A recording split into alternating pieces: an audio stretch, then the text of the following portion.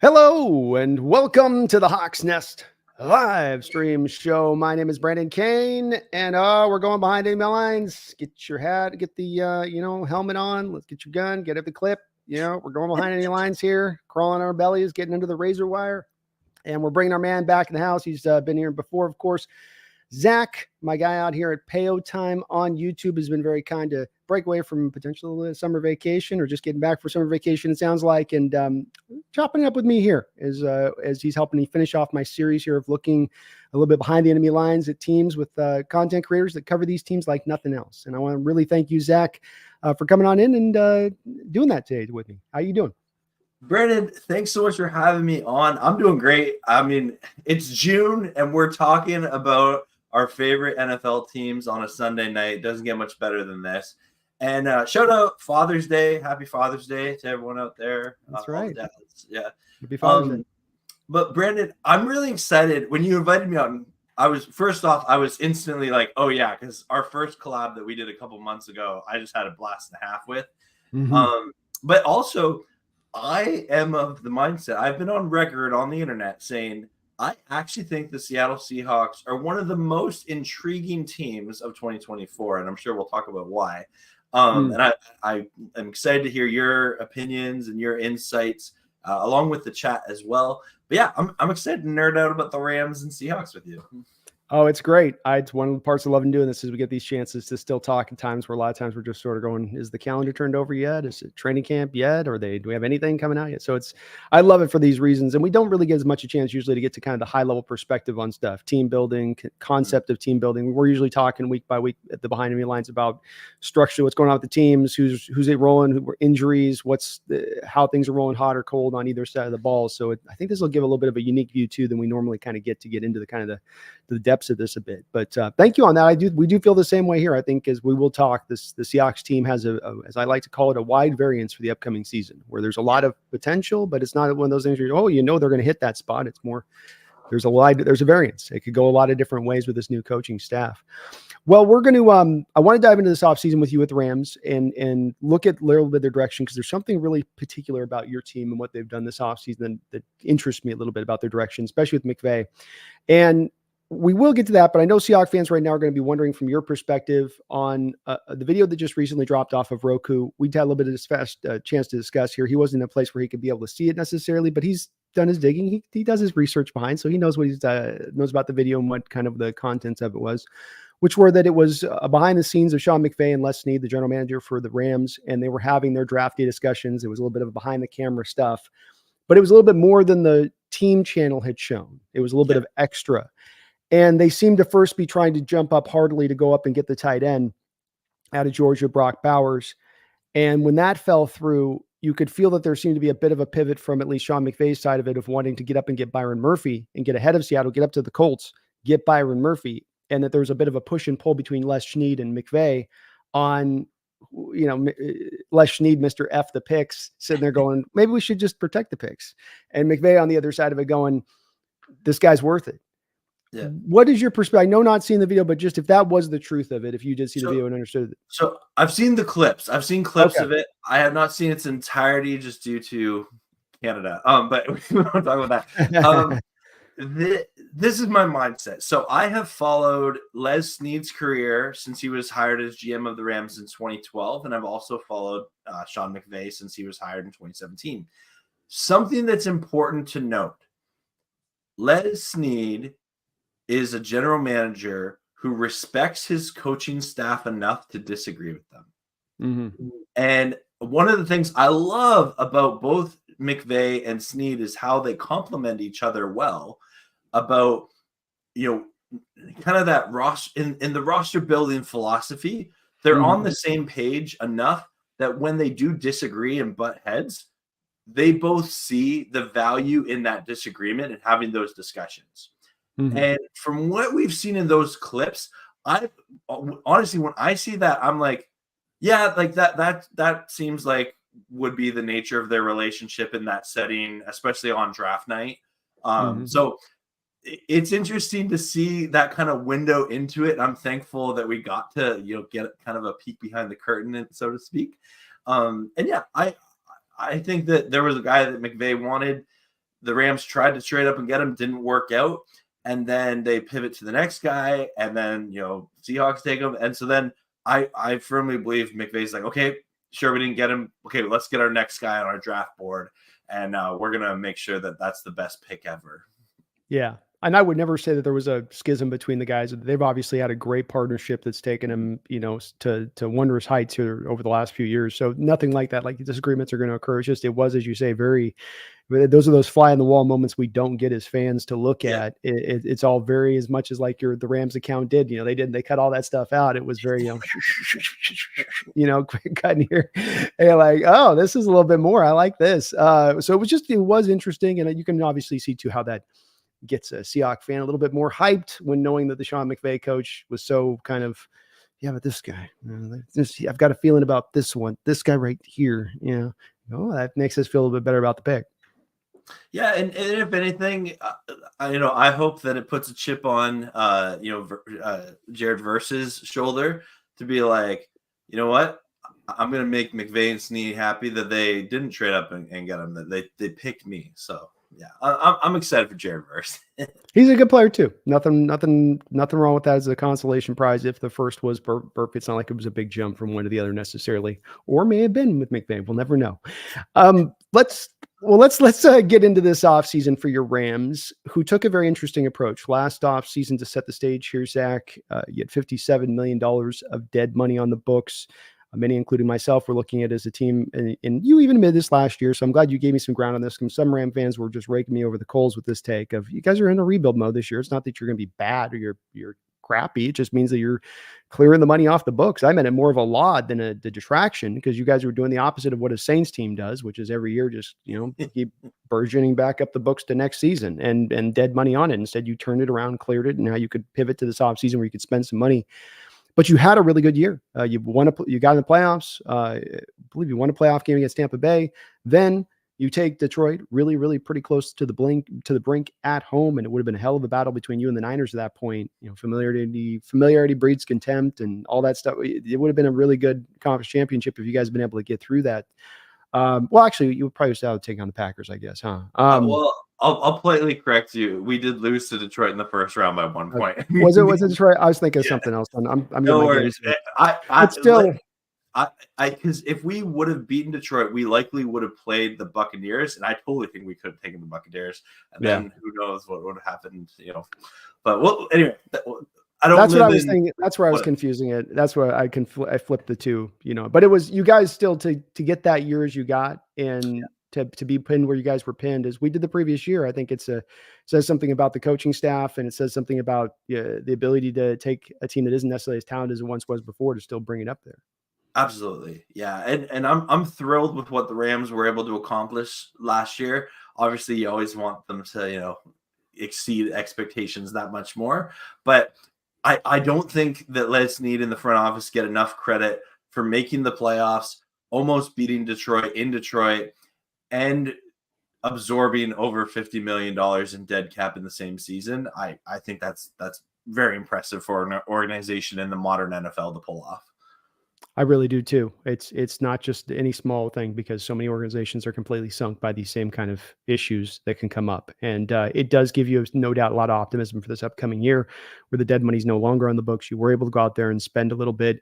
And it looked to me in free agency like they were taking a pretty tactful approach on what they're doing. There was no sort of, splitting the middle here, it looked like to me. And I'd love to hear if you feel the same way, is that there does feel like a very strong pivot from Sean McVay to turn back towards a heavy amount of rushing attack. The early days, you guys always ran, but there was always a heavy amount of passing in there. There was always a lot of playmakers on the outside to throw to, even during those early days. And it seems like now with the signings of the offensive lineman, Glasgow, bringing back in Dotson, you just have kind of doubled back down on that offensive line, getting another running back in the draft. Is this team going to be super run heavy Rams next year? I think there's going to be some games where they are. I truly think it's going to be a balance. Something that was clear when the Rams signed Jonah Jackson from Detroit to play left guard, that it was clear of like, oh, we're going to be a beefier O-line this year. Mhm. And so the Rams do got themselves some maulers on that O-line, and I expect them to take Kyron Williams, hand the ball off to him. Interesting in this draft class, the Rams drafted a lot of defensive players, and the one offensive player they drafted high was running back for Michigan, Blake Corum. And I really think that Corum and Kyron Williams could be this really good tandem of running backs. I'm really curious to see what this offense looks like week 1. I think Detroit's going to be a great team to be a litmus test of what this season's going to look like. I think that Stafford's healthy. I think that Cooper Kupp is healthy. Puka Nakua has been training with Kupp all offseason. They stayed in LA for this month of June to train together. I'm really excited for Demarcus Robinson re-signing with the Rams. We got your boy Parkinson's coming, and for years I've had Seahawks fans tell me that he's going to be this breakout tight end. And I have one friend who's a big Seahawks fan, and Parkinson was one of his favorite players because he used to play tight end. And he's like, "Oh, Zach, I can't believe the Rams got Parkinson." I'm like, I'm hoping that he breaks up with us. So we'll see. Yeah, it was good. It was an interesting signing by your Rams going after him as hard. And he wasn't a guy that never quite felt like he was able to, really break through here. He did have his moments, and he certainly did what he could with what he was given. And there's stuff that the reason for breaking through wasn't necessarily his thing holding it up. Noah Fant on the depth chart, having a guy like Will Disley as the blocker he is, and the specialty points you could put him in for those blocking points just removed at times the opportunities for him to get out there, along with the fact that Hawks have been a team just having tendency to target the middle of the field. I think this is why Disley and Parkinson both got signed. Disley to the Chargers and Parkinson to you guys is because of the fact that teams were doing some of this math of those guys were doing pretty good considering that team just doesn't throw in the middle of the field. And they start doing a little bit of it, what could he be when he starts to get targeted in the middle of the field? And so there's a lot of your Hawk fan friend is like a lot of Hawk fans that I talk to in my interact in my chat. I was never quite that high myself on Parkinson. I liked him. He really rounded himself out as a blocker, especially coming out of Stanford, because he was a pencil thin coming out of Stanford, and he really got himself like 20 pounds of real good weight on his body coming in and turned himself into a pretty good blocker. But there are a lot of fans who are in that place with him who always thought, man, if he had just gotten his opportunity, and he's going to get it there with McVay. McVay's going to give him his chances. If you don't mind me asking you, for the first time in a long time, you got a lot of change in Seattle. You got a new coaching staff. You got a new offensive coordinator. It sounds like you have a whole new culture from what I've heard in interviews with Geno Smith and Tyler Lockett. What's your thoughts on the current state of the Seahawks right now? Well, I was a guy heavily advocating for change at the end of the year with Coach Carroll before any of this stuff came to them. And I've been a guy that I said 2 years ago with Carroll, I was kind of getting close to the end. I said, I'll give you 2 years. I gave the 2 years. And after 2 years, there was no change to the problems that were at hand. They just were persisting. And because of that, change was needed. Doesn't mean change is absolutely going to fix everything, but it does mean that you stop ignoring the issues at hand that weren't going away. And Coach Carroll is still a very good coach. There are still many different things in his plus box you'd give him if he was a Madden coaching grade, where you'd be giving him good coaching grade. It's that the negative parts you'd on would be the bar would be really, really low on, namely schematics and stuff like that. And there were just inherent things that over time were coming up and causing problems. The culture thing was a part of it. When you have a player-friendly head coach, because there's really two types of head coaches. You can get a middle ground guy who can sometimes toe the line between, but it's the hard-nosed, chew your butt out kind of guy. Or it's the, everything's positive, let me build you up kind of guy. And you kind of have those two different archetype of coaches. And Carroll is definitely the latter and how he fits. Now, when it's going well, you get those guys playing their best because they feel loose and free and not restricted. But when it starts to go bad, you don't seem to have the buy-in that you once had before. Guys aren't as on the details as they once were before. But Tyler Lockett referenced this in a recent interview about the fact that when Carroll gives these guys the freedom, you get exposed for what you are or not. The problem is if you get exposed for what you are not, being like maybe not hard worker, well, now we fail with that player. Now that player doesn't have a guy that chews into his butt and tries to get him motivated. The coach just goes, well, it's kind of on you. This is being a professional. Where there's other coaches, I think, who take a little bit more of that firmer, standing, harder, heavy hand approach. Doesn't mean that Carroll doesn't have a way that could work too, but it just means that this is where the change was needed. And in my opinion, The big things that have been problematic for the Seahawks organization, if we go back since 2017, because we've had one playoff win since 2017. I think, what do you guys have, like 15? And so, yeah, we got a couple. It's been a pretty good run. So the problems that have been going back that time, we're working to fix and correct with this new regime. Doesn't guarantee it will, but I love the hire. I love the change and where they're going directionally, because things are going to be problems are going to rise up in the NFL. Issues are going to happen to every organization. You're going to have mistakes you make. You're going to have things you do wrong. It's really not about, well, don't ever make a mistake. It's about how quickly can you correct yourself from a mistake? How can you pivot then off that mistake into trying to correct it versus trying to kind of double down, sunk cost fallacy stuff, where you keep, well, maybe at some point it'll, and that's where we had been kind of recently, is like broken clock, broken clock. Yeah. It's going to be interesting to see what, Coach McDonald comes in and just like, I think you really can't tell what kind of coach you have until 5 weeks into a season and you see like every post-game press conference, and like, how does he act after a loss? How does he act after back-to-back losses? And how does he act after a win, right? And it's going to be interesting. Obviously, Mike McDonald totally deserve it of a head coach position given his career leading up to this point. And I'm curious what this Seahawks team looks like, not just on defense, but on offense as well. Is it Grubb, Ryan Grubb? Mm-hmm. That's the right. New offensive coordinator. Mm-hmm. How do you feel about him? Because he's a college guy coming up to the NFL. Are any concerns about that? Well, I think the air raid concepts, as I was talking with, I had an interview with DJ Snyder, Bootleg Football, recently, who gets into a lot of these X's and O stuff and film study stuff there over at on his side of it. And he's very much the standing right now. Air raid is really already conceptually within the game. It's just as much as how much on any given team is it in? Is it 40% of your offense? Is it 35? Is it 75% of your offense? We like to think of kind of, well, Cliff Kingsbury came with the air raid. That's the one time it's been tried. That didn't work. So therefore it doesn't work. And it's not really quite that. It's a little bit more of a nuanced place, I think, as far as this offense goes. Grubb coming in is going to be a tremendous fit. There are so many things we could go down the line with this, Zach, that were part of the things that I would slam my head into the wall about with this football team. And I'll tell you, because it's you haven't heard from me, but I know my chat's definitely tired of me saying it. But 32nd every year at the NFL of targeting the middle of the field. You don't run to the edges. Fly sweeps. We talked about this, I think, last year, where your Rams might run 5 fly sweeps in a quarter. We might run 5 fly sweeps for a year. And you even dive into stats like, with Kenneth Walker, one of the things that's nice about the PFF site beyond the grades on the players is you get to look at use and where players are being put. And here, Walker, you have this big play monster, this guy that get him in space, get him some room to work with, and the guy can dance out of tackles all day. So what do the Hawks do with him? Plow him into the middle of the A gap all day. It's kind of counterintuitive. Say he's had, I think, 35% of his runs to the outside, like 70%, 65% inside in between the tackles.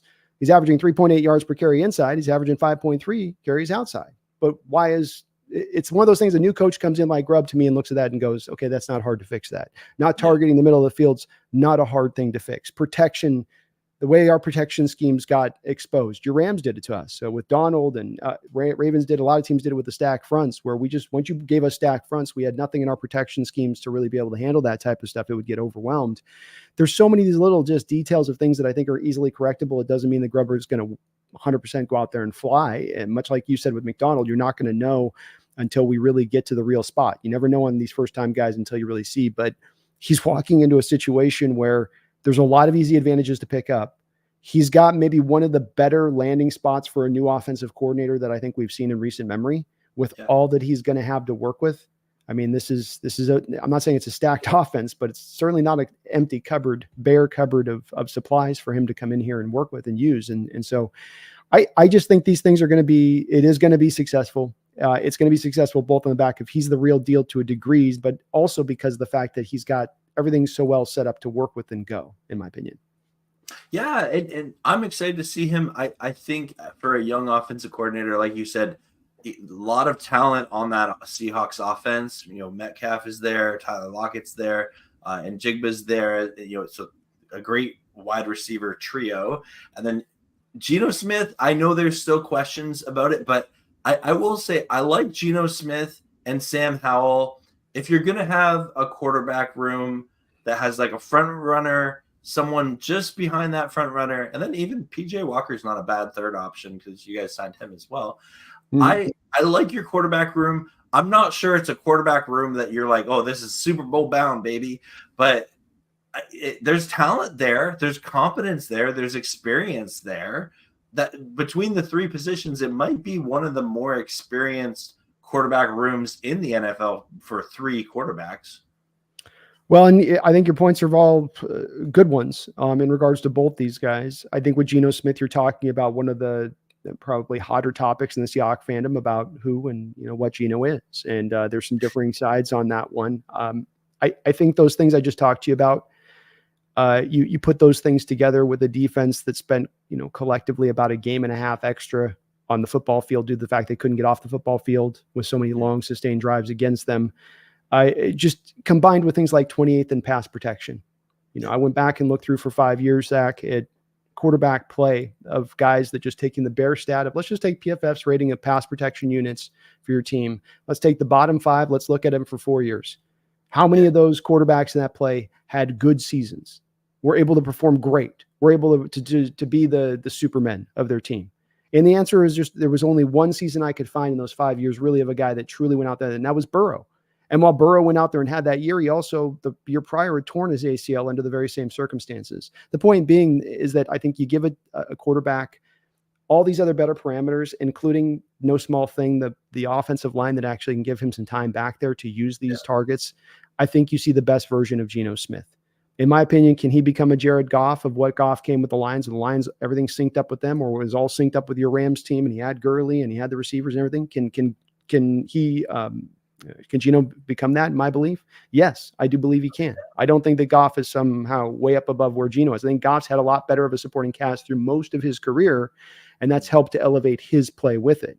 We all know that if you get Goff under, for instance, any kind of pressure, if I put Goff behind the 28th best pass protecting unit, you tell me, Zach, how he's going to no, that's not going anywhere. Yeah. So that's my outlook. I will admit I'm a little bit bullish when it comes to Geno, and I tend to build all this stuff that I just talked to you about into the whole kind of formula into this, and I think it's going to bring about his best year of his career because he's part of that good supporting cast, in my opinion, that Grubb has. And you mentioned Hal, I agree the same way. 23-year-old kid.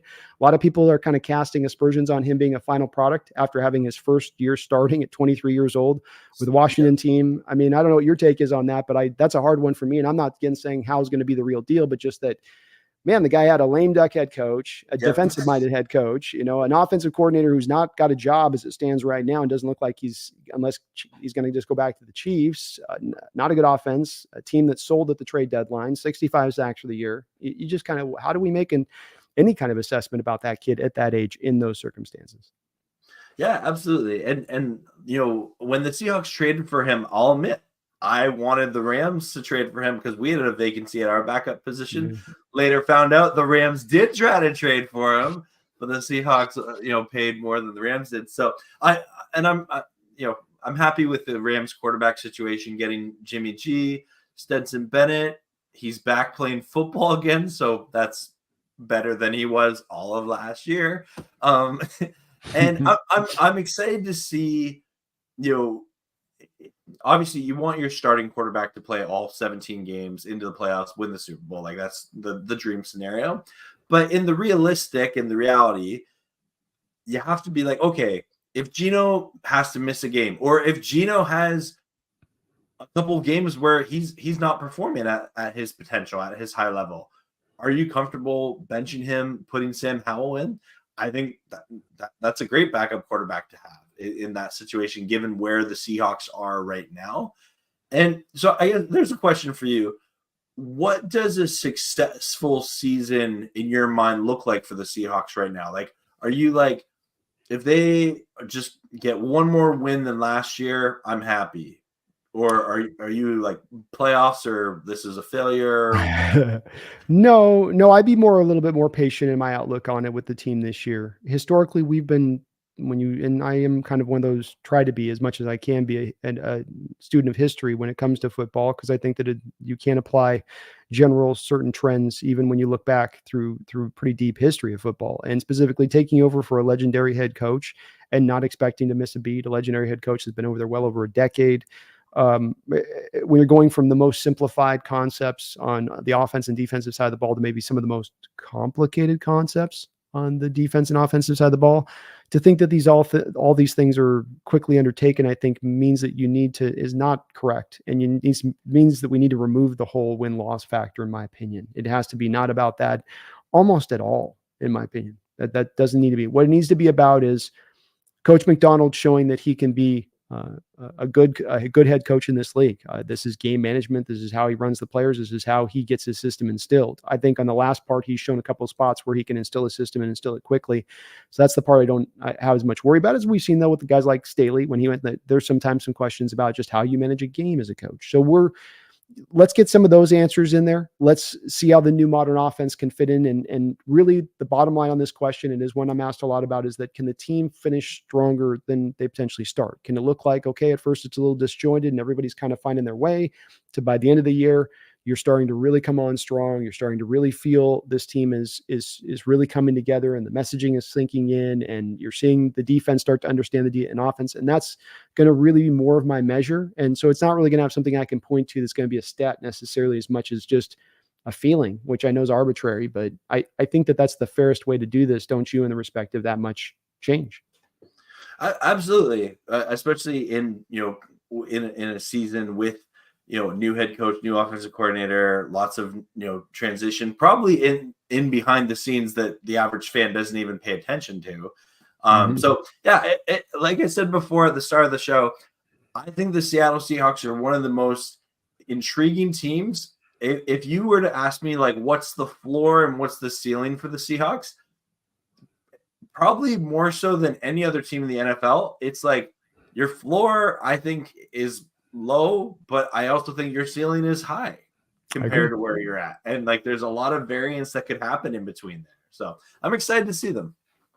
I am too. And the big part I gotta be honest with you, most excited about is that, your McVay and Shanahan offenses were as much as anything at the tip of the spear of this Carroll regime going down, and the way that they took the old scheme and the cover 3 defense, and Carroll's, where he likes to lean as far as his defense goes. And so it's going to be Brandon, nice. Did you just admit that Sean McVay is the reason why Pete Carroll got fired? So now you can thank me for getting you a new head coach. Tap, break tap. I think that there's a lot of reasons Carroll's no longer their head coach, but I do think that Sean McVay 10, 11, and 5 in his time walking in against him. And the fact that, again, that he beat him in a way that was, as he went through and took him down, as Shanahan went through. And once Carroll lost, Russell Wilson's kind of heroics against the Niners, because we were taking down the Niners for years, but a lot of it be on the back of kind of those late game heroics of Wilson against that particular team.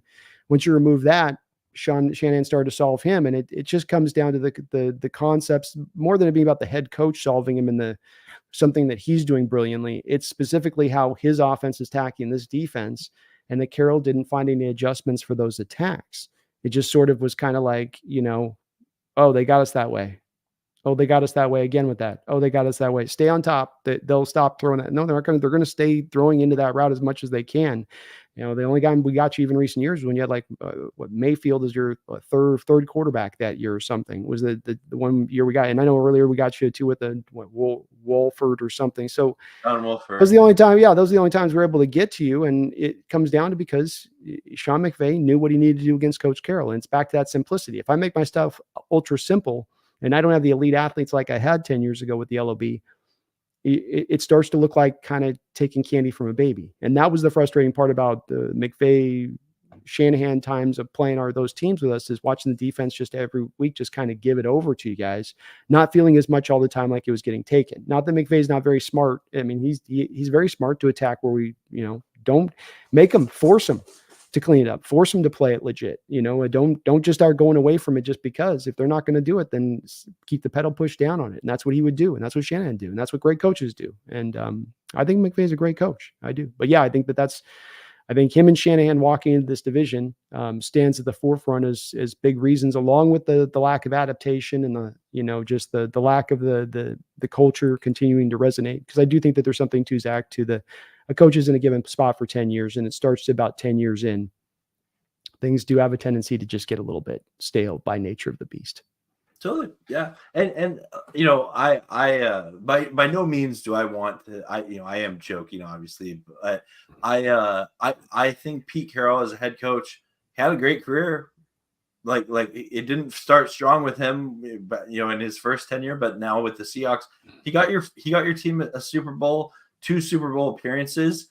Yeah, he probably overstayed his welcome by a couple of years, or at least made some decisions that made him overstay his welcome, that you can rightfully criticize. But hey, I think Seahawks fans will celebrate Coach Carroll, and then I think you should celebrate your new head coach, and how Mike Macdonald's going to look form this team. I heard you say you referenced the Legion of Boom, and I wanted to come to this live stream today, and I say this not as some sort of trash talk or something like that, asking yourself and any Seahawks fans in the chat. I have heard Seahawks fans for like the past probably decade say, man, this is the year Legion of Boom 2.0. We're like, the Legion of Boom is back, right? And it happened again after this draft class, because you drafted a number of secondary players. And do you subscribe to this model of like, yeah, we got to reinvent the Legion of Boom again, where like the reality is that was a generational defense that happened, tough to remake that. But what do you think of this, Seahawks secondary? Do you like what the Seahawks did in the draft to form their new secondary?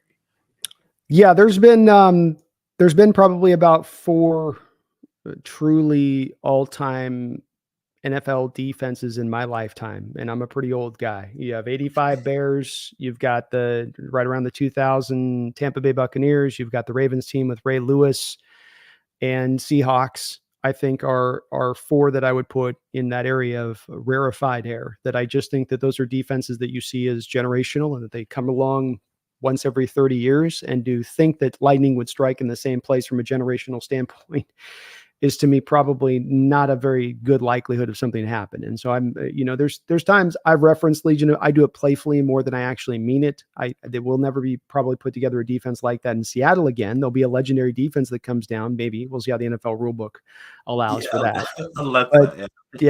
I mean, they're never maybe going to allow that to happen again. But that being said, it's really just about getting the team. I think there is a bit of a blueprint from the old model, and the blueprint is not to create a legendary defense. It is the part that I sometimes take a little bit of, well, let's hold on here for a second. And it's the place that this is back to the Geno debate, and it kind of dovetails to it, because what makes a Super Bowl team? People will say, well, Goff can't get you a Super Bowl. We got you a Super Bowl. If Belichick didn't come up with one of the true great defensive game plans with his six-man front that he brought out in that Super Bowl, very well likely they could have won that Super Bowl. And Goff would be a Super Bowl winning quarterback right now. What does it take to get there for that guy? What do you need to have that happen? And I go back to saying that part of what that was not just the legendary defense you created. It was that you also had Marshawn Lynch. You also had the most money invested in the offensive line at that time in the entire National Football League. It was also the picking of Russell Wilson. It was having Sidney Rice and Golden Tate and Zach Miller as your tight end. It was the collective whole of the parts, is what I'm trying to say. Yeah. And my big push on this has been that if you can get a quarterback like, let's say, Geno is in his current contract situation, which is more middle of the road, he's not taking up that huge slice of cap, that then you can better accommodate to build that type of team. That it doesn't have to happen merely by you being brilliant in your draft strategy. It's drafting great, to be sure, but then it's all of that with augmenting the free agency, like they did with the Michael Bennett and Cliff Averill signings in free agency, or getting Percy Harvin in there. And even though he didn't give us a lot, he helped to seal the deal in that final Super Bowl year, at least in the Super Bowl. And it's all of that together that helps you build that team that's then Super Bowl worthy of getting there. It's not that it's a legendary this or legendary or historic that. It's that's just such a damn good team that you've built up because you built it smartly and correctly. And we have the same general manager here, man, that was there 10 years ago that did it once before. And it got us to back-to-back Super Bowls with that strategy. What do you think? Are you feeling that? Or I mean, you got one of the truly, I think, I'm not calling God tier type quarterbacks, but you got one of the true guys at times can look like he's damn near walking on water with some of the throws he can make out there, where he can kind of will it through and be that sort of superhero type quarterback. Yeah, I'm really excited for Stafford, and like even going back to the Super Bowl from a couple of years ago that the Rams were able to win with Stafford in their first season. If you look back to the chemistry that Stafford and Kupp had, they were truly borderline unstoppable. Minus a 3-game losing stint in the middle of the season, there were zero answers for Stafford and Kupp that season, especially in the playoffs. On top of that, you had a defense with Jalen Ramsey and Aaron Donald playing at a very high level. Leonard Floyd probably had one of his best seasons of his career in that time. And yeah, I agree with you that we like, as fans, we like to kind of create these legends and these nicknames and things like that. But when you actually analyze the team that got you over the hump, that got you that Super Bowl that you will remember the rest of your life, there's those special pieces to it, right? And I'm thankful that I'm a grown man and I got to see my Rams win a Super Bowl as a grown man, but I also got to see them win a Super Bowl when I was a little kid as well. And if I compare like the 99 Rams to the 2021 Rams, dramatically different teams. Dramatically, like there's debates within the Rams fandom of like which of those teams would win in a game. And the reality is just the game was so much different back in the 90s than it is now. And on top of that, like I look at like Marshall Falk just as a running back was just a different animal than anything we kind of see in today's NFL. So I don't know. I digress, but I'm the 99 Rams smoke them. Yeah, probably because of Holt, Falk, and Bruce and Warner playing at MVP level. Yeah, it's that same legendary defense that I just applied of the few that have come through here in the same point. The Warner greatest show on turf Rams offense is one of the legendary offenses that we've had come through for 40, 50 years. So that Rams team earned that Super Bowl, and they did. I mean, look, they bust their ass. They had the move for Von Miller, going for it, all the chips to the center of the table, straight up like, give me the last card, flipped it to the table. Like, it all worked great for them. But that was them kind of just to push them up over the top to get them through. But that Rams team to me was, back-to-back Super Bowls, and a lot like my Seahawks in 13. You guys bump, get back-to-back Super Bowls because they're just that strong. They're just that good. I mean, they were a monster, Falk included in that. Yeah. And, it's that, I guess, this is the peak of June NFL content when you're comparing your previous legendary teams to your current one. But back to your original question, with Stafford, do I believe that the Rams can win another Super Bowl with Stafford? I do. I really do. It's funny. The greatest criticism of Stafford that I keep hearing is his health. People forget last year he only missed one game, or technically 2 games, but one of them is because it was week 18. They rested him. But the only game he actually missed was against the Packers last year, and we had the Brett Rippon nightmare game.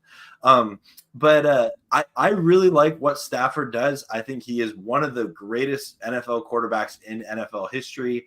I am so thankful that he's the quarterback of my team, and I look forward to cheering him on the rest of his career. I hope that this year we have a healthy balance between passing and running the ball. In the past, there have definitely been games where, all right, we're going to abandon the run, and Stafford, let's see what you can do. And I love seeing the clips of McVay just not shutting up in the mic and Stafford just going like, oh my, you're still talking. Please shut up. Please shut up. And I love football, like football players with high football IQ. Stafford does have one of the highest IQs in the NFL, and I'll continue to defend this, that I believe Cooper Kupp is the most intelligent wide receiver in the NFL in terms of X's and O's. And like, you'll see Cooper Kupp make a motion to Stafford, before the snap. And it's almost like Kupp calls an audible from the wide receiver position, there's very few wide receivers in the NFL that have that kind of pull with their coach and their quarterback. Yeah, everything you said I agree with, and I've been a guy that when he came from the Lions to the Rams, I was a little reticent to think that he could be this sort of savior figure a bit in the way that the Ram fans were presenting to me at the time, and I was wrong on that. And I've watched in the last couple of years, and he's elevated in my mind from where I'd had him, where I didn't. Of course, it was a little bit of the stat Padford thing, and just but you do look at it in retrospect, and it's more of, well, no, it's the bad organization more than it was Stafford, probably. This is what proves out over time when you look at him in two different spots and the keen difference. And I do believe that he was playing at an MVP level last year. I think that you could make the argument that he played even better and was more important to the Rams last year in his play than Lamar Jackson was. I would have still given it to McCaffrey as the MVP, but I think that Stafford, that first game you guys played against us, and not that we didn't make it simple for you defensively, especially with how much we opened that middle of the field up to you, but he was also putting in throws where what I call bending the bullet. Remember that Angelina Jolie movie where they do the gun move and they go whop, and the gun goes spinning around, the bullet spins back around, and he makes some of those throws where he's throwing with velocity and also bending kind of the ball in there to where the receiver has that real true great chance to make the catch in a way that other quarterbacks will just kind of, they put it here and he kind of comes right back into the arms. He's at that spot where he's truly mastered the position. I do think that I will say I'm a little bit of the health guy on this, where he does have it seems like every year he has played, he's always working through some kind of health thing. In the previous year, you had the back injuries. Older guys with back injuries can kind of come and go with that. And because he has kind of always had something coming up, I think that it's more really about his skill that people speak to that, in my opinion, by the way, because it's that they can't pick apart him as a player to say that he's not good enough to do this or A, B, C, or D. It's that, well, if he's rolling, he's going to be good. You guys are a contender for the division, a contender in the NFC. It's just there is a little bit of a precipitous spot there, and we see it with these older quarterbacks. We have two guys last year that are right around his age that had their Achilles snapped on non-contact injuries, and so this stuff does kind of pop up along with that thing that's there a little bit. But I will say this, that there's no doubt in my mind, and I think that you guys can do this part by McVay's smartness. This is the same thing that Carroll's reason why McVay can last and why certain great coaches can last. It's not that you come up with a good idea. Your idea is always changing. You guys, one year you guys would be living in 11 personnel. Then after the Patriots started to hit you with a 6-man front, you come back with 12 personnel for a whole year. And now we're looking at maybe back to smash mouth, 12 personnel here, this transition. And why is he doing that? Probably in my opinion, I think McVay's doing this partly because, hey, I could take advantage of this in this new modern NFL where everything's spread out. But also I think, let's see if you agree with this, I'm going to be able to protect my quarterback now. Instead of 42, 43 attempts a game, we're going to stick this down around 31, 32. Yeah. And he can be really good on those 32 attempts. Yeah, no, I totally could agree with that. And like I mentioned before about the Rams offensive line moves, they moved their left guard, Steve Avila, last year over to center. And then they signed Jonah Jackson from Detroit to a big contract. They re-signed Kevin Dodson. So that kind of reinforced that interior. Rob Havenstance has been blue chip, amazing right tackle for many years, underrated player, but very thankful he's come back. And then Alaric Jackson, I know a lot of people don't know the name. Shout out, he is Canadian. So instantly he becomes one of my favorite players. He's on my favorite team and he's Canadian. Alaric, he's Alaric Jackson. Hey. I'm excited because Alaric Jackson is undrafted guy that truly earned his spot to be a starting left tackle. And I don't necessarily view him as like a top 10, but he has definitely turned into a very capable starter. And I think that's kind of the one thing. He's still a young player. I'd love to see if he elevates his game again. This Rams offensive line, they're going to maul some people. We are going to see some rushing yards, and I'm excited for it. I'm excited to see Kyron Williams and Blake Corum, maybe Zach Evans. We'll see what happens with that, the running back position. Boston Scott, I think, was an underrated free agent signing for the Rams, even though I think he's mainly going to be a special teamer. But if he scores a touchdown, I am going to yell out, "Great Scott! He scored a touchdown!" Scott! But yeah, I'm excited for this Rams offense. I think they're going to score a lot of points this year. I think that anytime they get into the red zone, you can almost count on them running the ball behind this beefy offensive line to get in that end zone, and I'm excited for it. Yeah, I think they're definitely doing that, and I think they're gonna have success with it. And they're coming downhill at you too. It's not a lot of necessarily sub 300-pound linemen that are gonna just be running around here and pulling out in space. And there'll be some of that obviously always in McVay's scheme, but he's I think gonna do a lot of just hat on hat and just getting after it. And the two backs that he's got are both two kind of grinder backs. They're not really the big play, go house it for 80 yards. They'll be more of the 4 or 5 yards in a cloud of dust kind of guys to get you there. So it'll be a much different, I think, Rams attack than it's necessarily looked like. But I also think there's something to it in keeping Stafford. You remove 175 passing attempts off his back over the course of a year, preserve him a little bit more for the playoffs at that point. Maybe he doesn't get that injury that's kind of sticking with him. And now you are allowed to be a little bit more dangerous if you do get into the playoffs at that point with him. So I think there's a little bit of that thinking with McVay, which can't just give him credit. He's always, I think, thinking of how he can kind of evolve his thing. This is also, I think, a bit of what McDonald brings to the table, where he's already shown willingness to, I'm going to continue to evolve my scheme and do different things. And that's what you have to do in this NFL. You can't just come in with, here's the horse that I rode in on. That horse gets old really quickly, and you got to move on to a new one really fast, because the NFL is just always in this constant state of just something different, new. Say the old gets cast away now, I think, faster than ever before. But yeah, and adaptability in your coaches and players, probably one of the most underrated traits of an NFL franchise, right? And you look at an organization like the Green Bay Packers that have had very sustained success. They've adapted their offenses schemes, their defensive schemes, their coaching hiring, their player drafting all throughout the years, right? And that's what you need to do to succeed consistently in the NFL. And so I'm excited for what the Rams have done. I think that you and Seahawks fans should be excited for what the Seahawks are doing.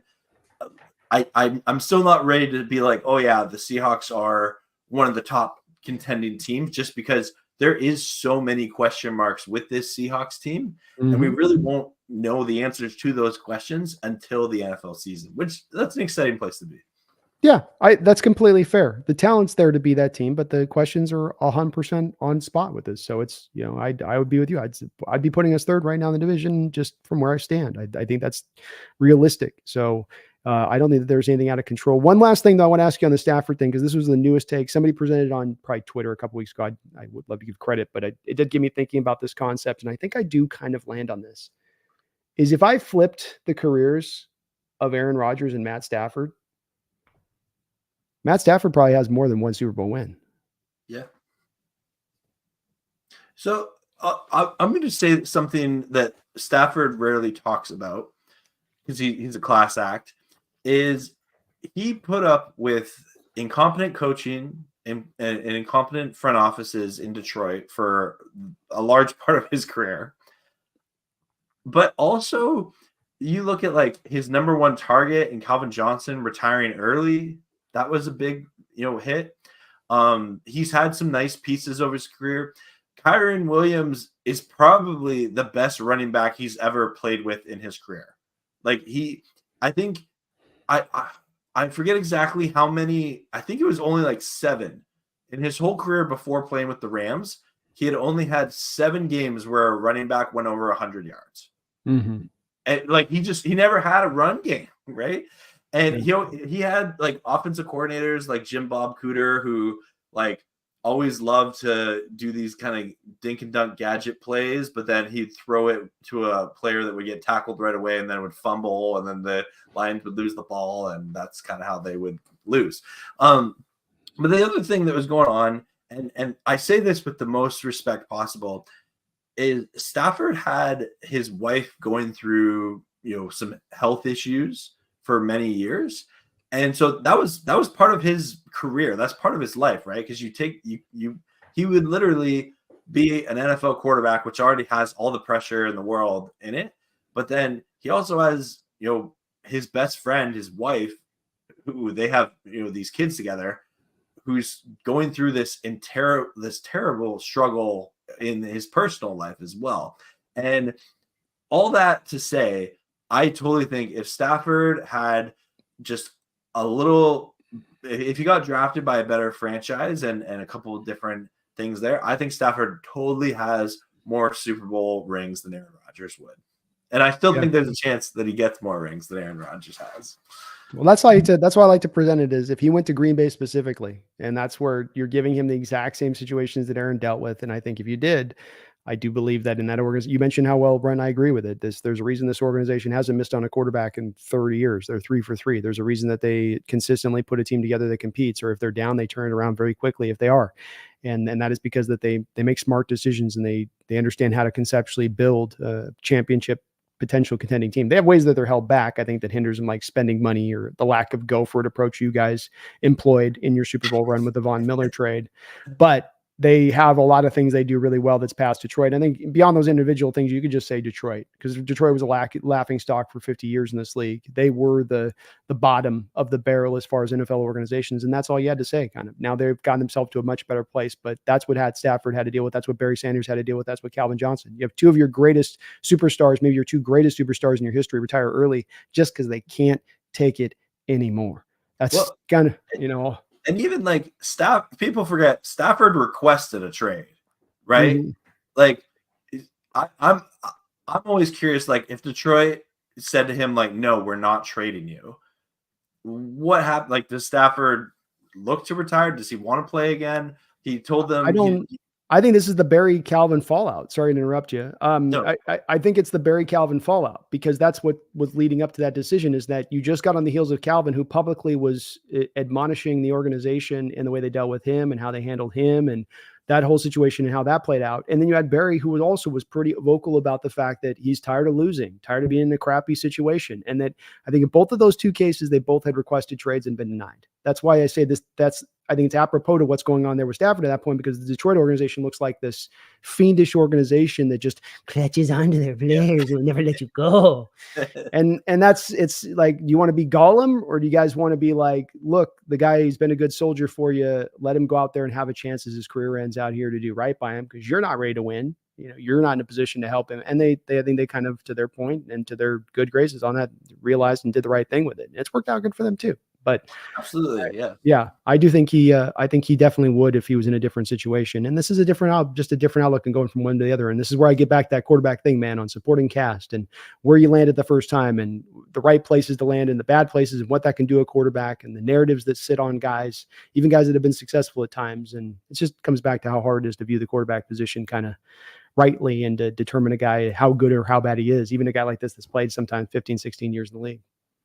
Yeah. And I'll close off my Stafford thoughts with this. I think that Stafford is playing some of the best football in his career, and I think he should be an MVP candidate next season.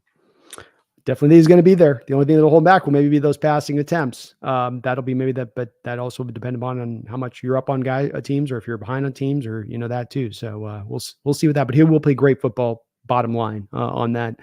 We did kind of bury a bit of the lead on this. We had a new national holiday here in Seattle this offseason. I don't know if you had heard, but the mayor of Seattle announced that it will be a happy Aaron Donald retirement day. Kids get out of school. Only absolute necessary emergency services have to go in. Everybody else, you're out. Hello. Paid too. But Aaron Donald. Oh, can you not hear me? I can hear you. Can you hear me, buddy? You're Brandon? Here. I see you. Hello. I can hear you. Oh, you're here. There you are. Okay, we're back. Yeah, sorry. We're back. You're good. Sometimes anyway, you were saying new holiday, Aaron Donald retirement. Aaron Donald party. Retirement. Yep. And so we're very stoked by this, because Aaron Donald, of course, I think has been a generationally great defensive player for you guys there with the Rams. Yeah. But on top of that, he did the most damage against us than any other NFL team.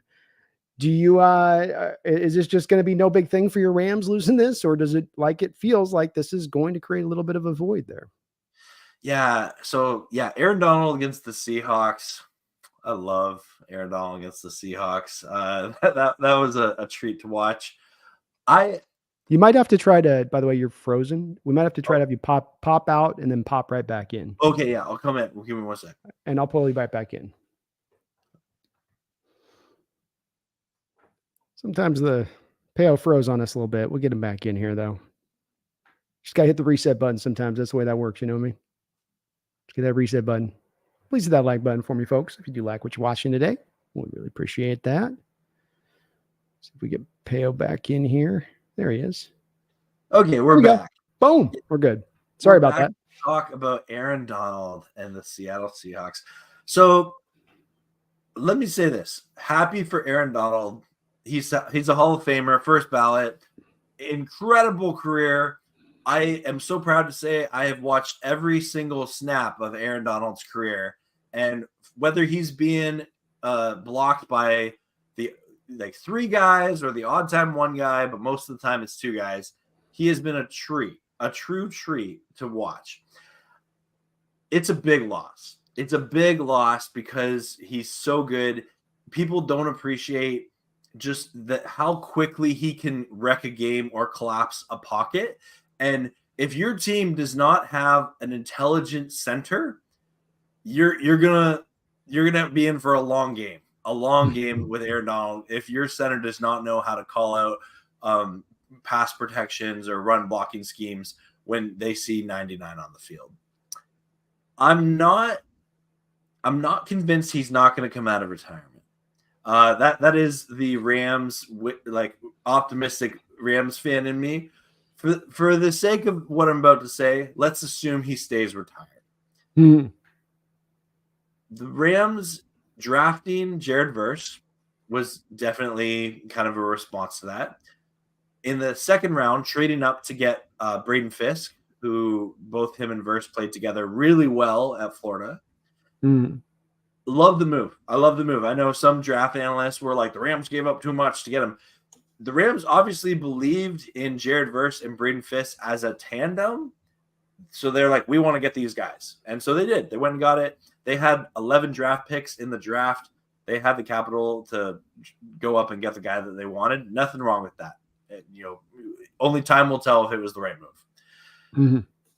The other thing that I think is really important to remember is the Rams draft class last year when they found a diamond in the rough in Kobe Turner and a very capable edge rusher in Byron Young from Tennessee. Byron Young, you probably haven't seen pictures of him on media day, but the dude has bulked up and he had a great rookie year. I think 9.5 sacks. Kobe Turner, obviously Aaron Donald was there. So that helps when you're a young player trying to get after the quarterback, and Aaron Donald's getting a lot of attention. But I think this Rams defense is going to look dramatically different. For years, we saw either Wade Phillips or Brandon Staley or Raheem Morris use their star players in Aaron Donald and Jalen Ramsey or Bobby Wagner. And they had the scheme was kind of built around these star players. And I think it's going to look dramatically different. Chris Shula gets promoted from within. Really excited for him to get that opportunity. He's been a coach in the NFL for a long time. He's in a lot of assistant positions, so excited for him to get a crack at being a defensive coordinator. I think that this is going to be a defense that has a lot more blitzing packages to it. I think that you'll see them crash the right side, crash the left side a little bit more than just relying on Aaron Donald to collapse the pocket. I do like the pieces that the Rams have on this defensive line, though. I'm excited to see it week 1 against the Lions. That's a good offensive line to have your first test against. And yeah, I would say though, if you were to ask me, Zach, who on this defensive line do you think is going to be that leader, be that example for younger players? It's linebacker Ernest Jones. I'm really excited for him. He took a lead forward last year. I think he broke the Rams franchise tackle record by James Laurinaitis. No, he came close. I don't know if he broke it, but he came really close to it. And so really excited for Ernest Jones. He's a great linebacker. The Rams did some interesting thing in the secondary. They re-signed Darius Williams. They brought in Cam Curl from Washington. They brought in Tre'Davious White from Buffalo. So a lot of veteran secondary players. One criticism of the Rams the past number of years is they have struggled to generate turnovers, and often Stafford and company, they rarely ever get a short field. They rarely ever get a short field. So I'm hoping with this veteran secondary and this young defensive line that they'll be able to generate some turnovers. Let's get Geno Smith, to make some panic throws and pick them off. And yeah, so in a nutshell, I'm excited for this Rams defense. I think it's going to look dramatically different without Aaron Donald, but I'm happy for him that he retired and that he gets to celebrate with his family. I know he has some other aspirations outside of football, but I'm not convinced that if the Rams needed him and there was a potential for another Super Bowl run, that he wouldn't come out of retirement. But that's wishful thinking on my part. I don't know. I think it's reasonable to say as a player to miss training camp, and he keeps himself in shape. For his standpoint, probably feels like I don't need training camp. I am training camp. My life is training camp. But it is, I think, a very much a potential. If your Rams are sitting there at 7-2, does he say, hey, I only got to play back half of the schedule and just come in here like a hired, gun? Yeah, I can do that for sure. I do like overall the way the town's kind of looking on the Rams defense as you've had to kind of turn this over last year and get it. I do think that the secondary is in a bit of a rework state. Tre'Davious White coming off that Achilles injury. He's already had a lot of injuries as well on top of, is he at the same place athletically that he's been in his career? That's tough coming off that kind of injury to think he will be. And that's kind of at the forefront of your cornerback room. That's your guy that you're hoping to lock down the X receiver every week. And I would wonder about that a little bit. Williams has been solid, 3-year deal. You guys re-signed back in on him. And it's a good time too, I think, here to kind of pivot a little bit on the draft with these two picks. I think you're right in that a little bit of what drove this selection with Fisk trading up for him in first was the tandem of those two in college, which is completely fair. And that goes into also the games you talked about that the Rams defense is now going to start to run that they hadn't run prior. This does all raise a little more of a question mark to me versus the Rams offense. I see a lot more in this defense as a big question mark because it isn't the same as it's always been. And you guys leaned on that bedrock and Donald as much as any superstar defensive player of any defense leans upon that player. And that transition to move then to something new is one of those things where in theory that sounds great, but is it going to work as much? And I think Verse was a great pick. That's a value pick for you guys. That was a guy that's a very safe selection. I think that he didn't have the floor of a Dallas Turner, or the ceiling of a Dallas Turner, but he had the floor that you maybe weren't sure that you were going to give a Dallas Turner. There's no doubt that he's going to be a good player. And him and Byron Young are going to be a great tandem here for the foreseeable future because they're going to be very complete, I think, edges. They can give you a bit of both.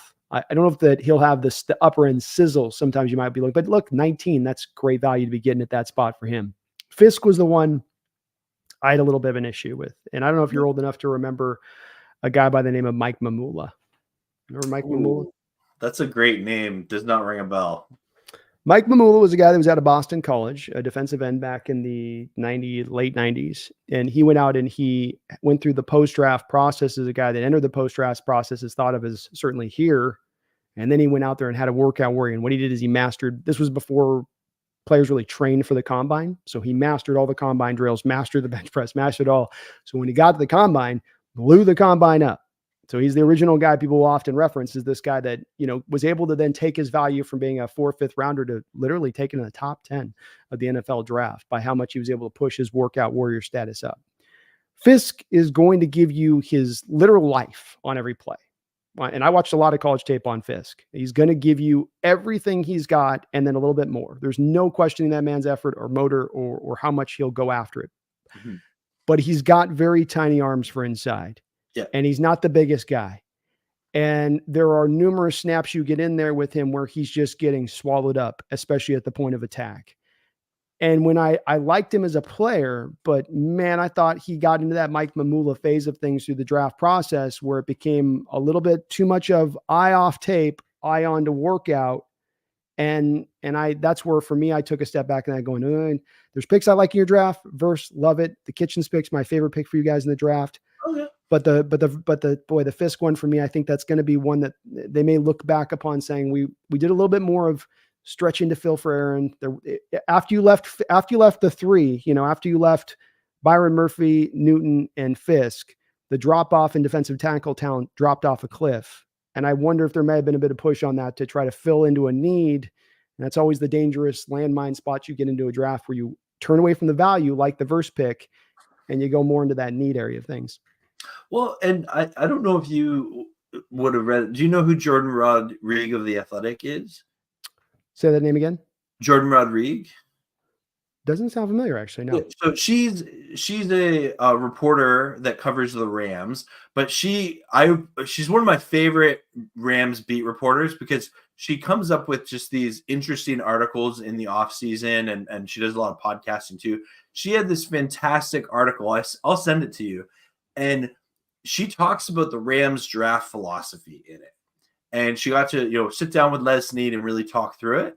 And in their draft philosophy, part of their value for Braden Fisk was that tandem of him and Verse together in college. And they value that chemistry and that camaraderie probably higher than other teams do. And that's just part of their draft philosophy in that regards. So I see Clark Bates is saying Jordan's the best. Yeah, because Jordan Rodriguez is just an amazing reporter for what she does, covering the Rams. And yeah, it's definitely, I think all your criticisms and questions are very valid. I haven't heard, or I've heard them all before, especially about like his shorter arms and kind of being undersized. But at the same time, I heard all those criticisms about Aaron Donald. I'm not saying Braden Fisk is going to be Aaron Donald. I think that Braden Fisk, though, has the opportunity to be a really good defensive tackle in the NFL. I think he went to a good situation. I think there's a good cast of people around him. And I think he's going to get a lot of single teams. And so then the question is, can he beat, his man, and can he put pressure on the quarterback? So we'll see. I don't think he's going to be a bad player, and that's my thing too with him. I didn't have a bad grade on him or think he's going to be a washout in the league, but he's going to give as good as he gets, and he's going to lose as much as he wins. And it's a bit of a boom or bust playing and play out on. I win, it looks great. I lose, it's going to look really bad. And there is a sharp difference between Donald and Braden Fisk coming out. No. I mean, for instance, like Donald's productivity out of Pitt and the tackle for loss, the sacks, the pressures, the playing of nose tackle at 280 pounds out at Pitt. Like these were all things that, he was a unicorn player, and how you could see him at that time. Even you were right. There were people that were questioning on the arm length. I'm not pushing back on your points. That's completely was something that was put out there, but he was also a guy that just had some traits that were, you could see special there. What could he overcome the size issue? Was that going to negate him or not? That was your little bit of a Rams gamble at that point that paid off for them. With Fisk, though, it's just there are things where his short arms at 31 inches, which I think are still about an inch and plus shorter than Donald, if I'm not mistaken.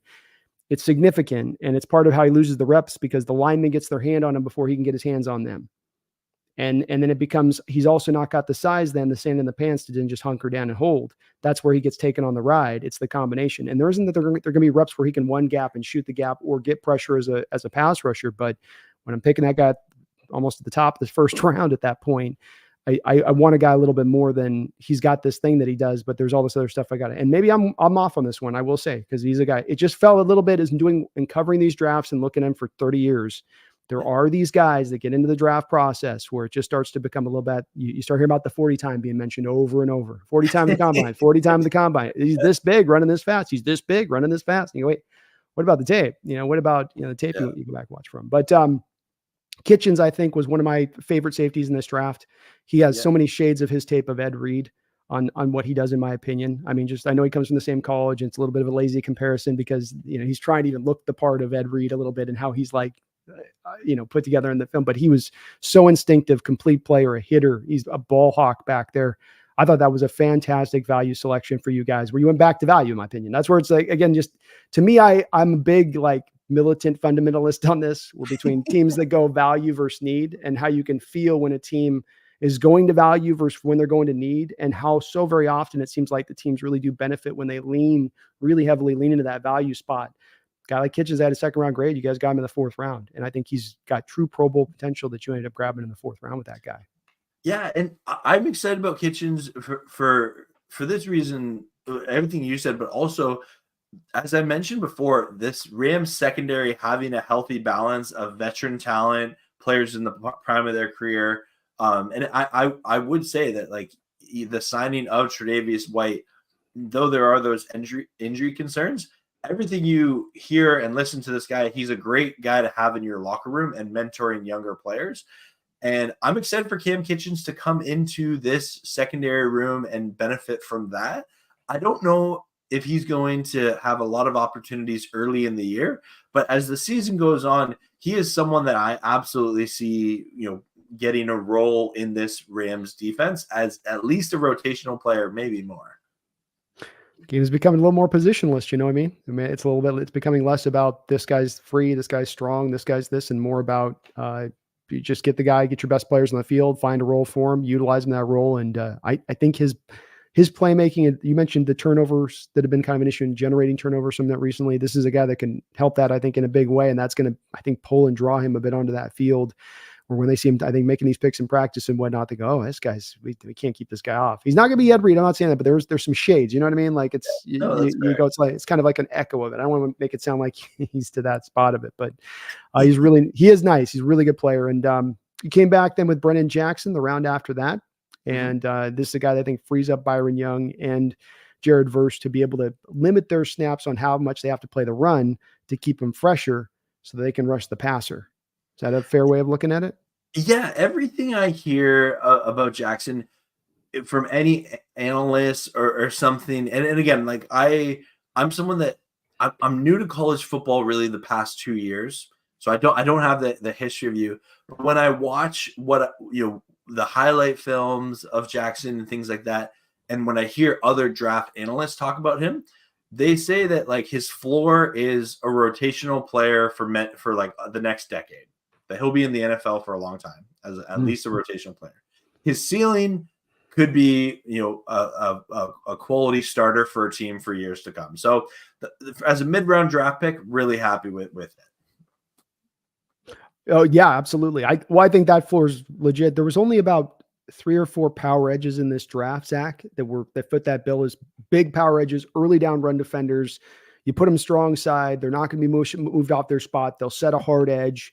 You can't really run at them. And it's a skill. It's a specific skill, but it's a very valuable skill to have, especially when you get the chance then it takes Verse or Young a little bit more off the field so that they can be a little bit fresher. We ran into this problem with our defense last year. When you get these guys, even as good as they can be, running too many snaps, they just get tired out. They get to the point where they aren't as effective, especially as the year goes along. And I think this is a move to kind of help you guys get ahead of that. And while he wasn't in the same spot of a guy like Darius Robinson, who was another one of the power edges in this class that was taken by the Cardinals, look at the value that they put on that guy, taking that guy even at the first round. And that's kind of his skill set. He might be able to be kicked a little bit at times inside, but still at the end of the day, his base function skill is that big power edge that can throw tackles around. For sure, lighter edges that are just trying to get to the quarterback, like the typical guys that might be of that size. So I like that kind of balance. It's becoming more specified, this NFL, more rotational and all of that. So it's not a bad thing. It's a good move. And again, I think you guys had overall wasn't as well. Bo Limmer will be a good potential starting guy for you, especially again, your guys are going for the beef on that offensive line. KT Levinston and Bo Limmer. You guys, it's just like bring in the big hogs, man. Yep. You guys, it ain't about mobility here. It's just about we're just going to put big old wide body and just run a massive man at you. Good luck. I'm looking forward to it, and I do have a question that I'd love your opinion on about my Rams here. Mm-hmm. So we've talked about a lot. I'm shocked that we're an hour and 13 minutes into this, and we have not mentioned Puka Nacua. I would love to know, when the Rams got him in the 5th round last year, I was like, okay, cool. We got a wide receiver in the 5th round. Like, who knows, might be good or something. But then as training camp went on last season, you kept hearing his name. Then you'd see like a highlight film with no pads where he makes this amazing catch. You're like, oh, cool. Like this rookie, Puka Nacua, like he's showing up at camp. Like, okay, cool. And then I remember watching him catch a touchdown pass in the preseason from Stetson Bennett. And I was so focused on Stetson Bennett that I was like, oh man, like Puka Nacua looks great, but Stetson Bennett, like, let's talk about him. And then week 1 against Seattle was Puka Nacua's real like coming out party, where he just put up like 119 yards on the Seahawks.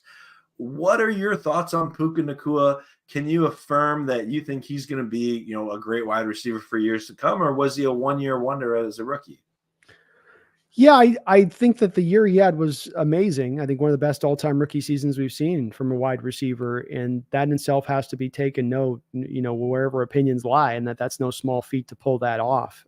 What stood out to me that was very impressive as well is you thought once Cooper Kupp came back from his injury last year that you were going to see Puka's numbers then dip and him be neutralized because you can only have one slot in the field at once, and neither of those guys are per se true outside guys in how I would characterize either of the two of them. And so, what how it's going to happen to him at that spot. But they pulled it off. They found a way to make it work and find touches for both of those two guys.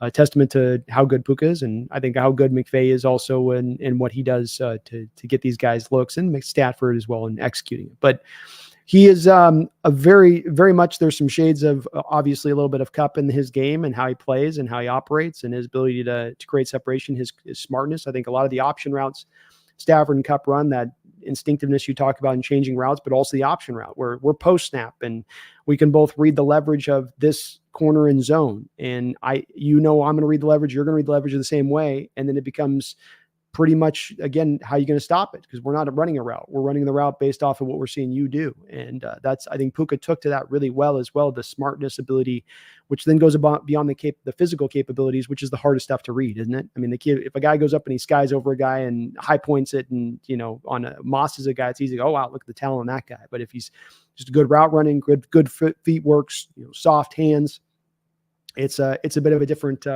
thing to kind of characterize, if this makes sense.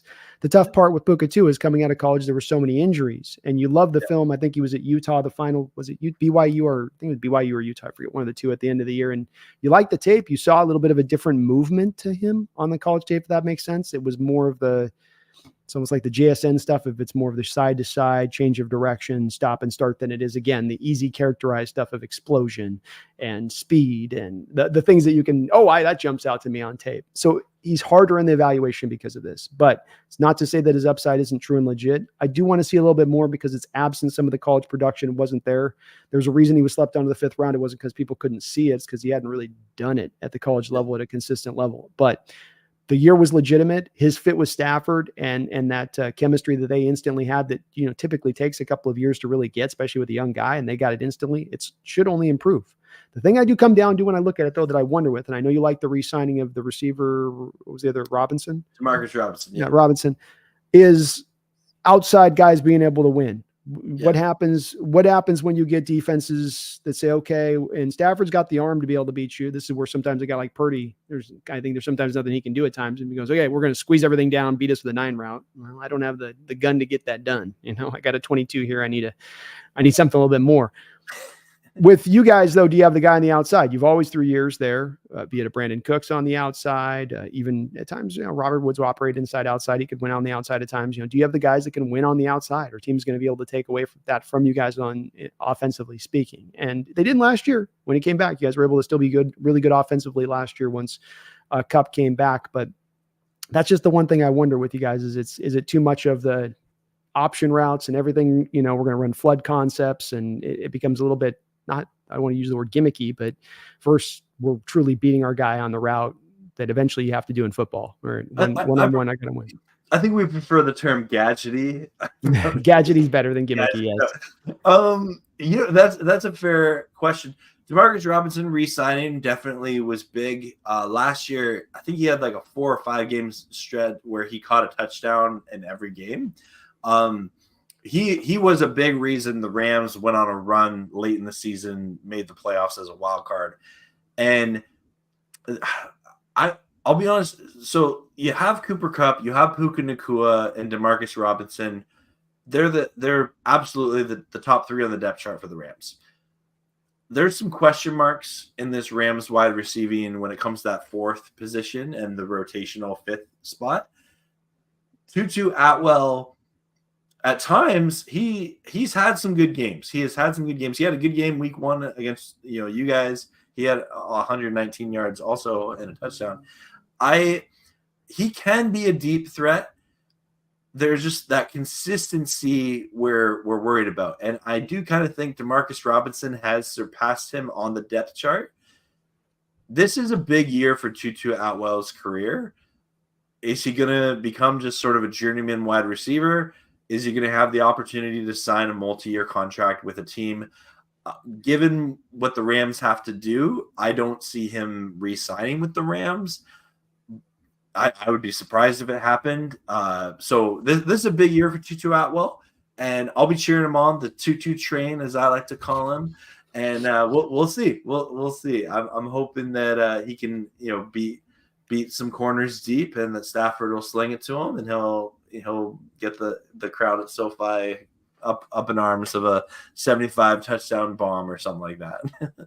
That's part I wonder, and they overcame it. McVay's got his tricks of the trade. I think running the ball is going to help him out a little bit in this too. I think that's part of the adjustment. They're being a little more run heavy. I do think teams like us this year will see that receiving core, and like we didn't do this last year, we're going to play off coverage in you. We're going to play soft zone coverage. We're going to drop back to our depth, and so dink and dunking us, hitting us over the middle. We're going to leave that open defensively. This year, I think we're going to do more man coverage. We're going to do more press stuff.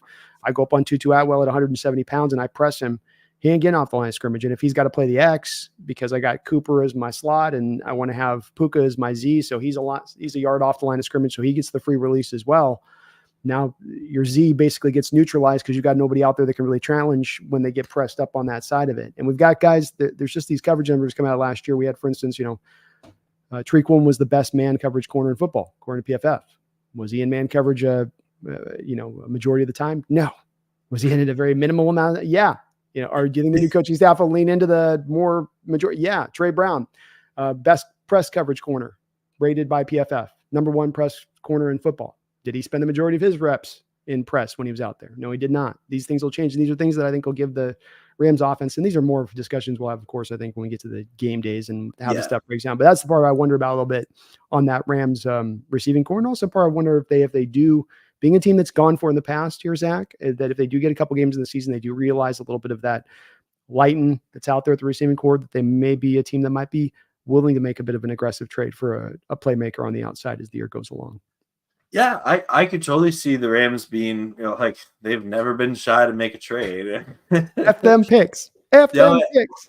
And I will say, I think most Ram fans would agree with me that the Rams are a really fun team to follow because they do make these trades that other teams just won't. And there's been so many times that I call it the Les Snead special. And I think most Ram fans would call it that, where we had it this year with Ben Skoranek. We traded Ben Skoranek to the Texans, and we got a conditional 6th-round pick in return for him. But we had to trade a 7th-round pick and Ben Skoranek to do it. And they do it for a couple of reasons. It happened with Robert Woods too. It's happened with other players, Kenny Young, and they do it to clear cap space. They also do it there is sort of a player best interest approach to it. Hey, Ben Skoranek, appreciate what you've done for us as the Rams, but we're not going to re-sign you next year. And we have other wide receivers that we think are going to take your spot. So in the interest of your career and our interest as a team, we're going to trade you. And then they come up with, the Les Snead special to get. That's why the Rams always have so many 6th-round draft picks. But yeah, I don't think you're wrong that if the Rams go, have a really good start to the season and there's a wide receiver that becomes available via trade, I can see Les Snead, picking up the phone, shooting off some text messages, or he's not afraid to call another GM. No, he's not. It's part why I laughed when McVay was giving him where they're having that talk on that video cut up about Byron Murphy, and he's like, he's much better. And he's like, I don't want us to be reckless. And he's like, really, you're accusing me of not being willing to be reckless? Me, Con? Me, the guy that didn't have first round picks for a decade. So I'll share this. I'm working on a video right now that's it's a story narrative with things like that. I'm really excited about it. It's exploring every starting quarterback from Kurt Warner to Matthew Stafford for the Rams. And I've learned so much about Les Snead in doing research for this video. Just like the drafting of Sam Bradford, trying to find backup quarterbacks for Bradford because he couldn't stay healthy. Then moving on from Bradford and doing the Nick Foles, Case Keenum year that was, right? okay, moving off that, like getting Jared Goff in there, but then there was like the Sean Hill experience and the Austin Davis experience before that. Like it's so interesting to see Les Snead. He's just someone that's like, okay, if we can't sign him, let's trade for him. Like it's almost like when it comes to the quarterback position, Les Snead is like, oh, like we can't just draft a quarterback. We either have to give up a ridiculous amount of picks to draft a first round quarterback like Jared Goff or a quarterback on another team. The only like quarterback that was first round that Snead ever drafted was Sam Bradford, but it's because the Rams had the first pick that year. It is wild. It does. I think it's an interesting exercise to look at a guy's history on that, especially if he's been at one place, because you can see a little bit of him course correcting, or maybe he stays the same, or maybe he does something different. And I was talking to a recent former Seahawks general manager. I did an interview with him on this. And one place I wanted to ask him that, it was really fun, man. It was so awesome to pick his brain. I would love to have him for like 5 hours, but the quarterback answer he gave, I thought was very interesting on this, which was that, yes, he said you'd love to pick a quarterback every year. That's the ideal. And I go, well, how many quarterbacks did you pick in the first round? You're none. And he goes, what you'll be surprised about is that the general managers don't like these guys as much as the fans do. 6 first-round quarterbacks taken in the first 12 picks of this draft, but any general NFL team, according to him, was maybe had like 1 or 2 of those guys in the collection of those 6. And so I think what that is a little bit with your guys' case. I'm only wondering, is maybe with Snead, it's a matter of him so loving these particular guys as he had through the process that gave him the conviction to then give up the extra to get, because there are so few that resonate with them as the guy that they want, that can be their true guy to do that. Yeah, I would say that there's probably an element to it, especially like when you hear Les Snead talk about like his, the research he does into draft picks, which probably similar to your interview. Like, it's so cool to see their next level of knowledge in the player's history, from like who their friends are and like where they eat and things like that. Like, it's crazy. I think Les Snead definitely is someone who is good at evaluating talent, but at the same time, he's a collaborative GM that he trusts his scouting department. And if they say to him like, Les, you're really high on this guy, I'm not. He's someone who has the humility to be like, okay, like why is there a discrepancy here in that regard? So it's also interesting because Les Snead is one of the few GMs that like people were calling for his job. Like people always talk about Jeff Fisher and how Ram fans wanted him fired for years, which is true. There was a large group of Ram fans, and including myself, to be honest, because at the time I wasn't a knowledgeable enough fan to know when I had a good GM, that were like, Les has got to go. Like, get Fisher out, get Les Snead out, we want a full reset. But if you look at his career early on, he made some mistakes. Absolutely. And I think few GMs get the opportunity to learn from their big mistakes, right? Unfortunately, the RG3 trade, where the Rams got 3 first-round draft picks for the second overall pick from Washington, they got some good players out of that, but it didn't translate to a lot of wins. And I think Les Snead did learn a lot from mistakes early on. And then, like, I think there's only 1 year in 2014, I believe, where he didn't make a trade. He's almost always made some sort of offseason trade, right?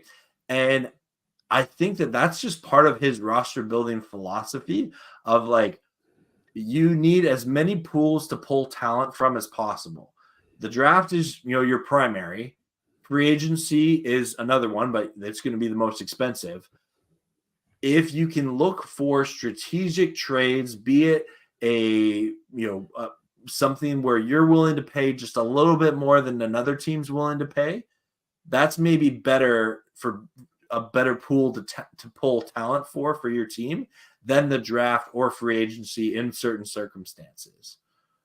Yeah, I think you got to take advantage of all opportunities you can to improve your team. And he's made some really good trades, even trades that have been super hyper aggressive. I think for the most part, worked out in their favor on that. And you're right. It's not often you get the two swings at the two quarterbacks between Badford and Goff. And before McVay came in there, Goff was being looked at as another bust. And you go, you swung and missed it, 2 busts, the number 1 overall pick.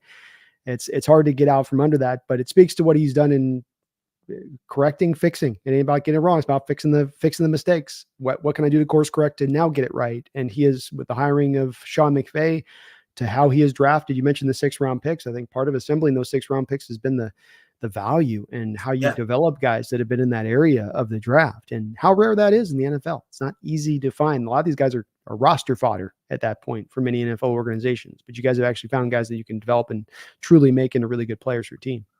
And another reality is that, like, the Rams don't cut many of their draft picks under Les Snead and Sean McVay. Is they either trade them away or they fulfill their rookie contract and go on somewhere else, right? And I think that's something that I appreciate, is they're really good at putting their players in a position to succeed. And so with that, if you get drafted by the Rams, okay, I'm going to have a good shot here, because it's rare for them to actually cut a draft pick. Well, and to your point on that, even the Verse and Braden Fisk, those guys were going to come into this draft and be taken somewhere. Didn't know that they were going to get the opportunity of having some chemistry with a college teammate that they could lean in on from the moment that they walk onto the field. It's an interesting part of their process that informed them on that selection, because in all honesty, Zach, I can't remember the last time I ever heard a general manager say, we wanted to get these 2 guys because we could pair them up from what they did in college on the defensive line. It's kind of a one-off first for me, but it's also something that can very well work and very well turn out to be brilliant as these guys maybe continue to develop that, chemistry they have between them. But it's definitely helped both of them out, even if just a bit of a smidge. It's helped them both out a little bit more on top of those factors you talk about, and putting players in the right position to succeed too, not just fitting them into your system, which has been our common problem here of, here's our system, here's your fit, slam you in there and get in there. The triangle and the circle kid toy, right? Yeah. Slamming it. So it's many of the guys through the years, be it even guys we traded for or guys we've picked, where it's not worked, you can sometimes back trace it back to that a lot of the times. And so that's no one part that we hope we're going to be able to start to take advantage as well. You mentioned about the defense and the changes of it. I did think it was interesting, and there was some bit of a purposeful, seemingly approach from McVay on this, in that you had Staley available this offseason. And instead of going back to Staley, the guy that had done the work there to get the job with the Chargers and the good work he had done with the Rams, you guys pivoted a different direction. Is this because McVay doesn't like the old defense as much anymore and he wants to go to this new defense? Did Staley try to sleep with his wife? I don't think that was an issue there. Just what I heard. Well, Brandon Staley did interview for the Rams DC position. I'm pretty sure he had 2 interviews actually. And the I'll be honest, I was shocked when Brandon Staley was not hired as the Rams DC. When he got fired from the Chargers, I thought that he was, going to come be the Rams DC again, and I'd be okay with that.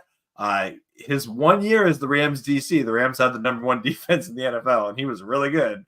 And he was so good that, that's what got him his chance with the Chargers. And, well, that's not for this live stream. But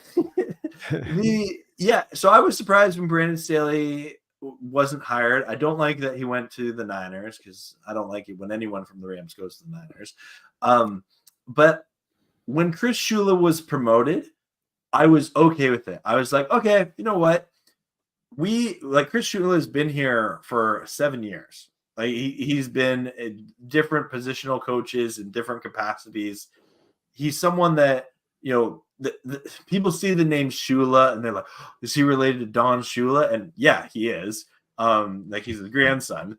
But he's humble in demeanor. He doesn't really, when he's asked about his grandfather, he's just quick to praise him, but he doesn't he doesn't feel entitled or anything, similar to McVay. And so I think it's cool that they have that in common, where they both come from kind of a football lineage that has had success in the NFL, but they're quick to praise it, but they don't take, they know that their forefathers' accomplishments are not their accomplishments.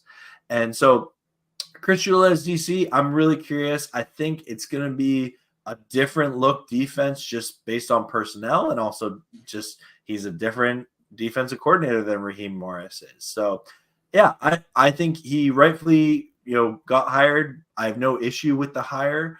The only, question mark I have is how is he going to use this defense? There is some talent there, but a lot of it's raw talent, right? So what does that look like? Especially, with Jared Verse, with Kobe Turner, with Byron Young, with this, hybrid secondary of young players and veteran players. So I think he has the opportunity to be a really good defensive coordinator, similar to, you gave Ryan Grubb that opportunity to be a really good offensive coordinator. So it's almost like Chris Shula and Ryan Grubb are like similar circumstances, but very different paths to get there, right? With Chris Shula being an NFL assistant head coach for a long time, then getting that opportunity. Grubb working his ranks in the college game and now getting that opportunity. It's true. Yeah, that is true in that part of it. And I'll tell you, his grandfather created a no-name defense with the Dolphins back in the 70s. So no Aaron Donald now. Maybe he'll be able to do the same without a Donald presence here now. That's what we were waiting for. We need this defense to be like the least amount of star power possible. Well, that's how that defense was. That's how they rolled. They also called the Killer Bees, I think, back in there, because they all had last names with Bees, I believe.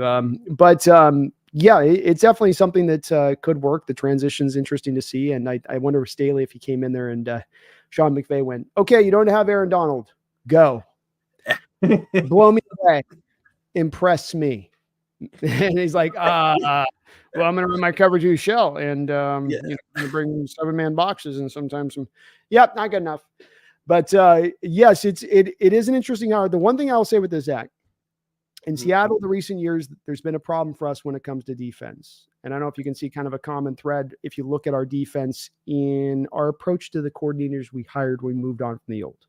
So Dan Quinn goes and he gets hired to go to Atlanta. He's rewarded. Great. Okay. We look from within. We get Chris Richard. That doesn't work. He's fired. We look from within. We hire Ken Norton. That doesn't look. He's fired. Look from within. We bring in Clint Hurt, and he's now, of course, let go with Carroll this past year. The thing that I see interestingly about both the Niners and the Cardinals or Niners and the Rams situation right now this offseason is in both of the two cases, while Staley did end up with the Niners, he's there behind Sorensen. Sorensen's the DC there. Yeah. He's whatever specialty thing they call him as far as the role goes. But I wonder a little bit on this if there's a bit of a pull from both of these two head coaches going, you know what? I'm so tired of having my DCs plucked and for head coaching jobs and pulled away. And then we got to do this old turnover again. I got to hire another guy to bring in and have him. We'll just hold on to this guy. He'll be able to give us more of the stability and hold within and not be moved on. But in doing so, you didn't necessarily go for the best candidate. I'm going a long way around the world on this. It's just kind of developing wonder theory with this, where you just end up going in-house, but you didn't go necessarily go get the best guy. And that's the part that I wonder about, because that's what led us astray recently, is when we got stuck a little bit into that pulling too much in-house. You're not going to find the best. You think about who's the best coach across the country we can go get for our job to take us to the Super Bowl. He's in-house.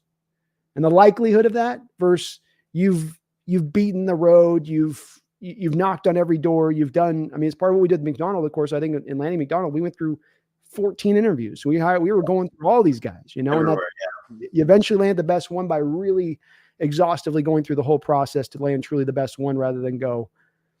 I just wonder, I don't know for sure on this, Zach, so I'm just more speaking this out loud. I don't know do you have any of those maybe concerns with this at all? Or do you have just ultimate confidence with Shula that he's done enough at this point to earn this job that he should be able to make this work?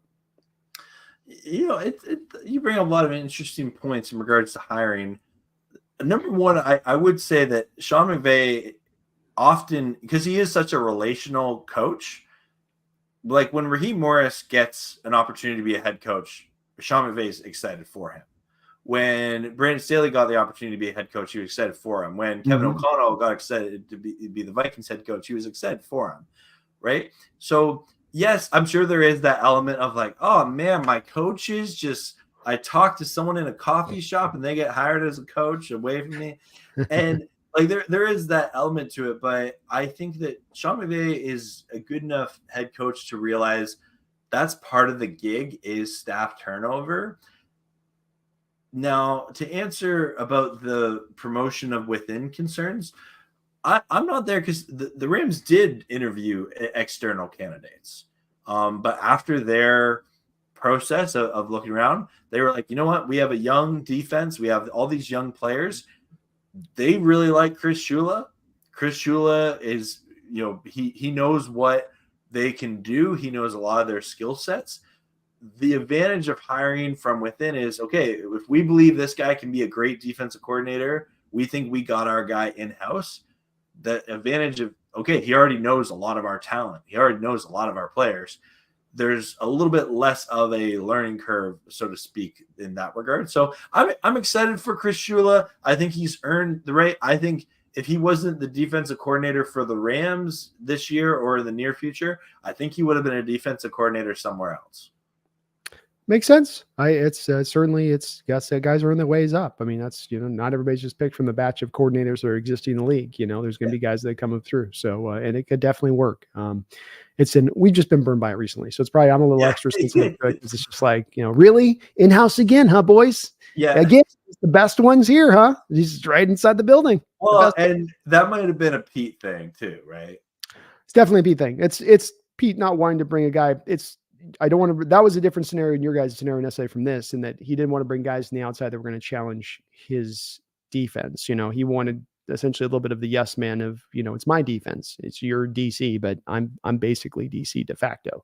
And I think that was more that, that was really the draw there for why he went in-house, but does not make it then a bad hire nonetheless. That to me, you've got to do more of the full landscape view of it and try to really look at those external candidates. At least you guys interviewed. So you're right. At least on that point, you didn't just go, oh, he's going to give it to him here, which there were some jobs this offseason, like Jared Mayo with the Patriots, like, oh, he's just going to, you saw some lazy approaches to some of the hiring process. I thought the Falcons even going with Raheem Morris, just felt like they went from Belichick to a quick pivot to Raheem Morris. And it didn't seem like there was we really are going through a process here to find the right guy. Just kind of was like leapfrog.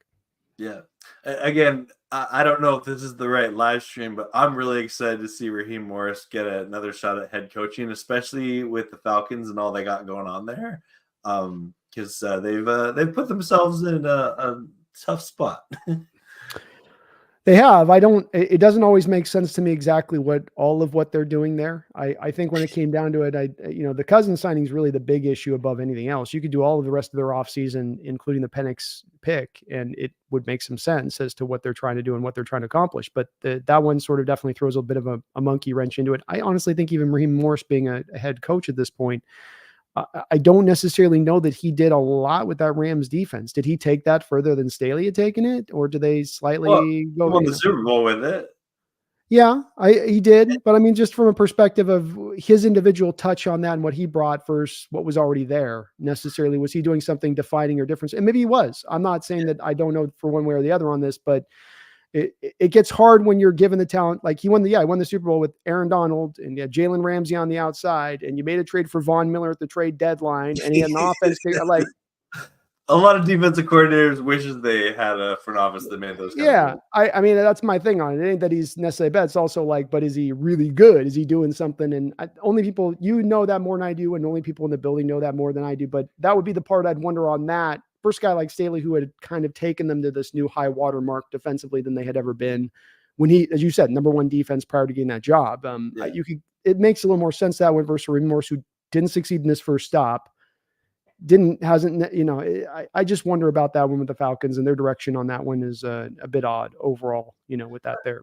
No, that's fair. And I'll say this. I think a lot of Ram fans were ready for Raheem Morris to not be the defensive coordinator anymore.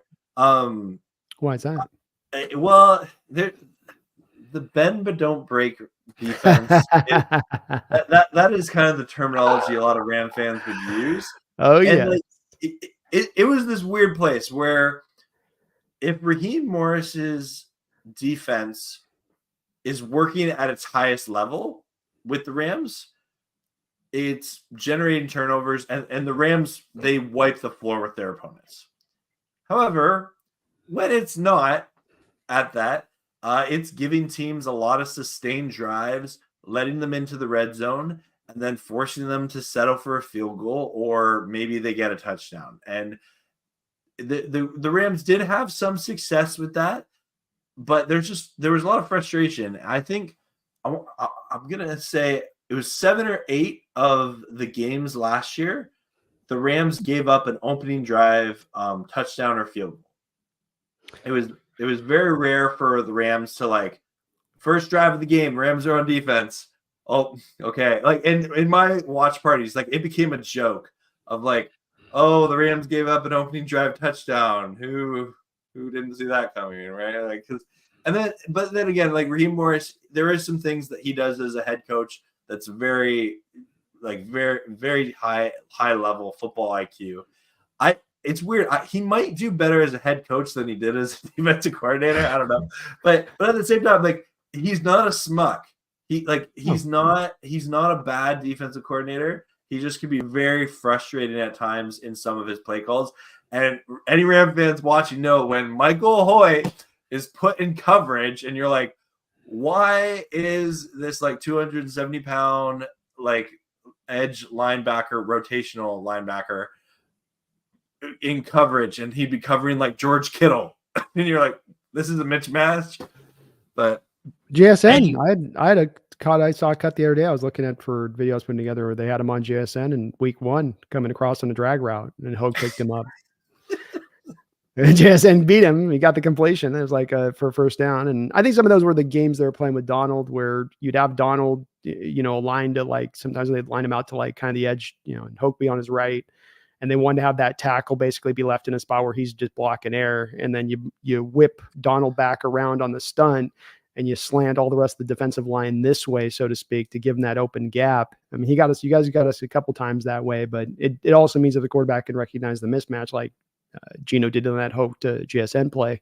You can hit the little route, but Donald's so quick at that time too. He can get back there so fast where the quarterback would not have the time to make that throw, because he just gets from point A looped around to point B on the QB so quick. Yeah, the week 1 with Geno were the oh my God play. Oh, I love that play.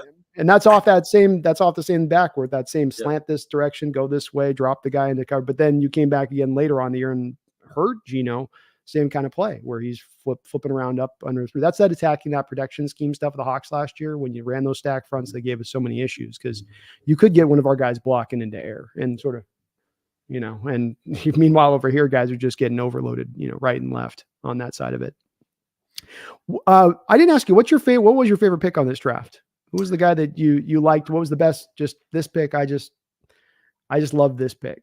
I loved this Rams draft class, and I'll fully admit to part of it is I loved the Rams draft class last year, and I am currently at I have tons of confidence in this front office and what they're doing in their drafting strategy.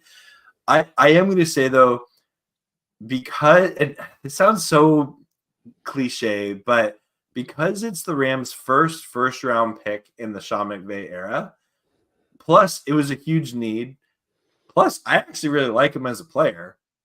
Jared Verse, I'm excited for him. I think he has the potential to be a fantastic pass rusher for the Rams. I think that I'm probably higher on him than most people, just because when I think in my mind, I'm imagining, okay, we got Jared Verse, we got Byron Young, we got Kobe Turner, we got Brandon Fisk, we got whoever is rotational in there.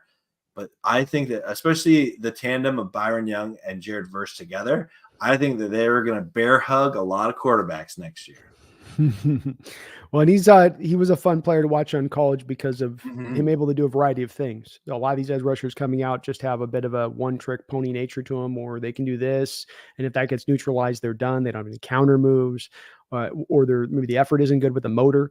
With Jared Verse, he had a variety of different moves that he could employ, on top of having some physical ability on top, some nice initial quickness, a very good dip and bend, some of the traditional things you'd look for from the edge player and what you'd like from the skill set, but then also brought the high motor on top of it and good functional strength. And he just he's really, as a player, it's not that one thing with him, it's kind of the collection of all the good pluses he has, the solid traits he has across the board that make him the player that he makes him. And that makes him a hell of a player because there isn't any weaknesses to him as well on the other side of that, really. There isn't something that he's going to have as a huge detriment that shouldn't cause him to be a really good player, at least a very solid player, and get there, I think, really quickly, Zach. I don't think he's going to take a lot of time because of that.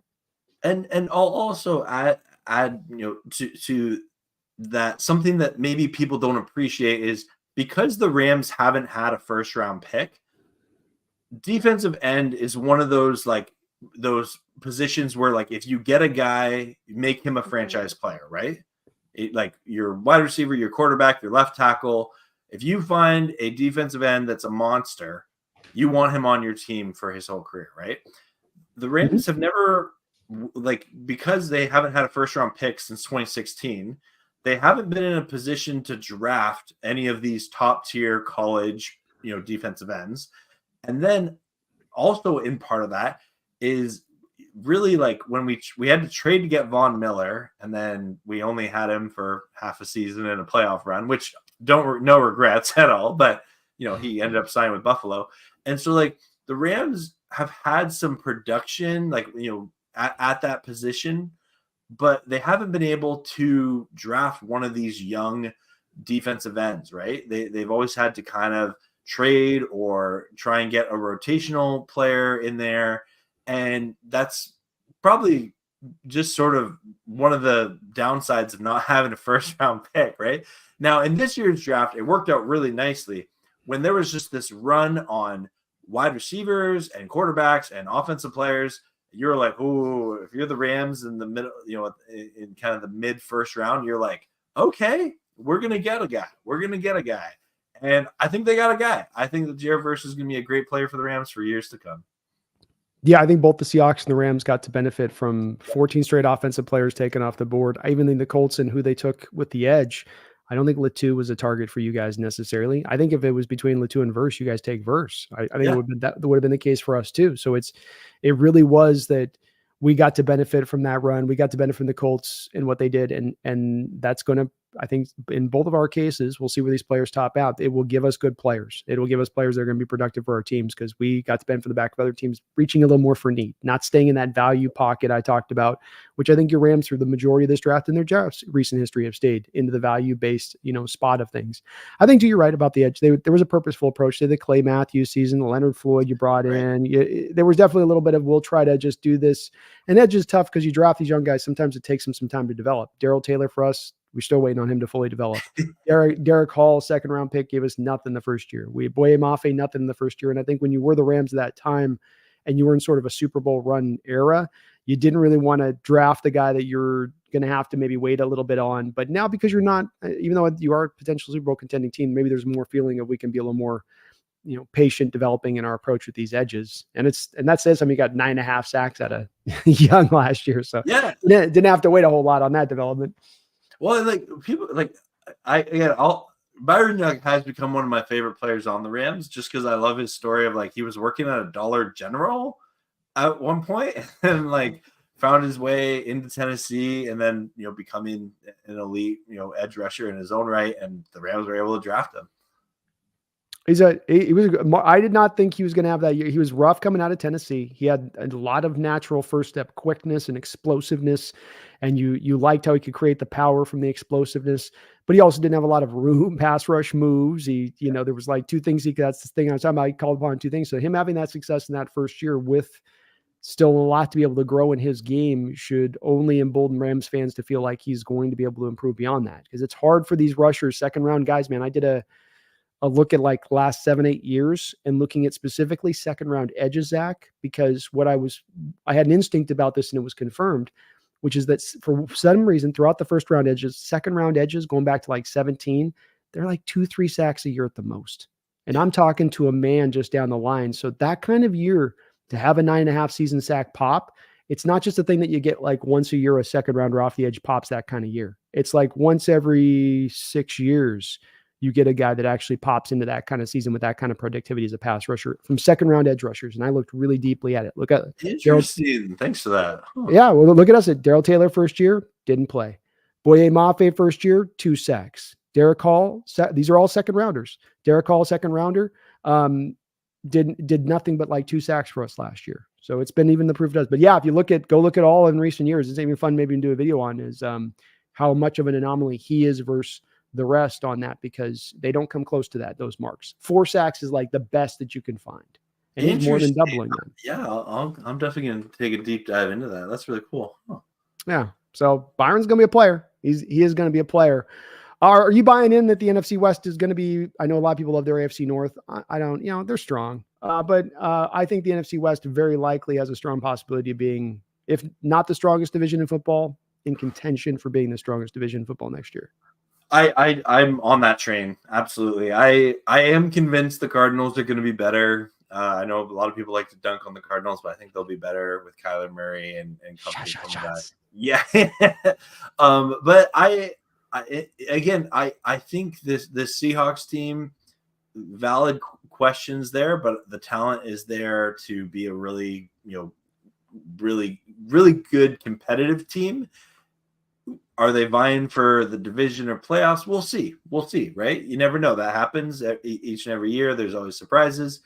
We'll see. I think the Rams are going to be a really good team. I think the Niners are going to be a good team. I think this is going to be a fun division race to watch. I'm curious to see, do the Niners have any kind of Super Bowl hangover? I know that's it seems like there's just sort of this given with a lot of NFL fans that are like, oh, the Niners are the best team in the NFC. Like it's them and no one else. I think that and again, I'm biased as a Rams fan, but I think the Rams have made some really good moves, especially beefing up their offensive line to compete with the Niners and, hog the ball when they play them. So we'll see. Yeah, I mean, the only thing you're losing really is just the Raheem Morris and Aaron Donald are the minuses, and there's a lot of pluses on the other side of it, including not sitting on $57 million of dead money, and there's a couple game difference between you and the Niners last year. So I think you guys are in competition right there, step with the Niners. I would put you in second place in the division as it stands right now.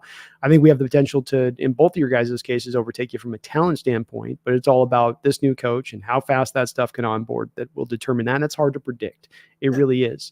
I do think that, to your point on the Niners Super Bowl hangover, and I think that they're getting to the end of the Super Bowl window run.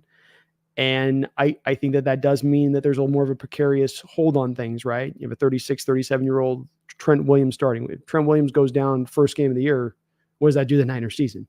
Yeah. If they lose a couple of those playmakers on the outside, what does that do to the Niners season? And so they are, I think, getting into that spot where it's getting long in the tooth. The cap situation is starting to stretch for them, especially into next year, where I think that they're going to have to start to turn this over. They got to decide on Brock Purdy. They want to spend $50 million on him next year on that. But I do think that they're still strong as a team. And I if they don't get those injuries, they'll be into it. I kind of see it the same way with your Rams a little bit, to be honest with you, where there's a top heavy nature to both you two guys. You're at the top of the division, but it's top heavy in the nature of it. What I mean by that is that not that you don't have good teams beneath, but that if this support beam goes out and that support beam goes out, you're toast. Where I don't know if I could make the same thing in conjunction to my Seahawks team, where there's as much of this support beam here and that support beam are holding up the whole rest of the stack up a little bit. Stafford goes out, Jimmy Garoppolo ain't carrying you through. It's not happening. Maybe for a week or two, but if you lose both Puka Nacua and Cup, where's that receiving core? If defensively, if you lose your edge and Kobe Turner or something, what happens to the defensively already is you have a lot of young guys kind of coming in there and forming. Now, if it can stay healthy, and there's no reason to believe that those injuries are going to come into play, then you guys are going to be that strong. You guys are a contending team. It is right that you guys should be right in there. So I agree with it, but I do think it is a little bit, and both those two teams are kind of structured in that way where it's a little bit pressed, if that makes sense. I don't know. You buying that? Yeah, I'm buying that. And again, I feel like every offseason, I hear Ram fans and any NFL fan that's like, man, if our team is healthy, we're going to do something, right?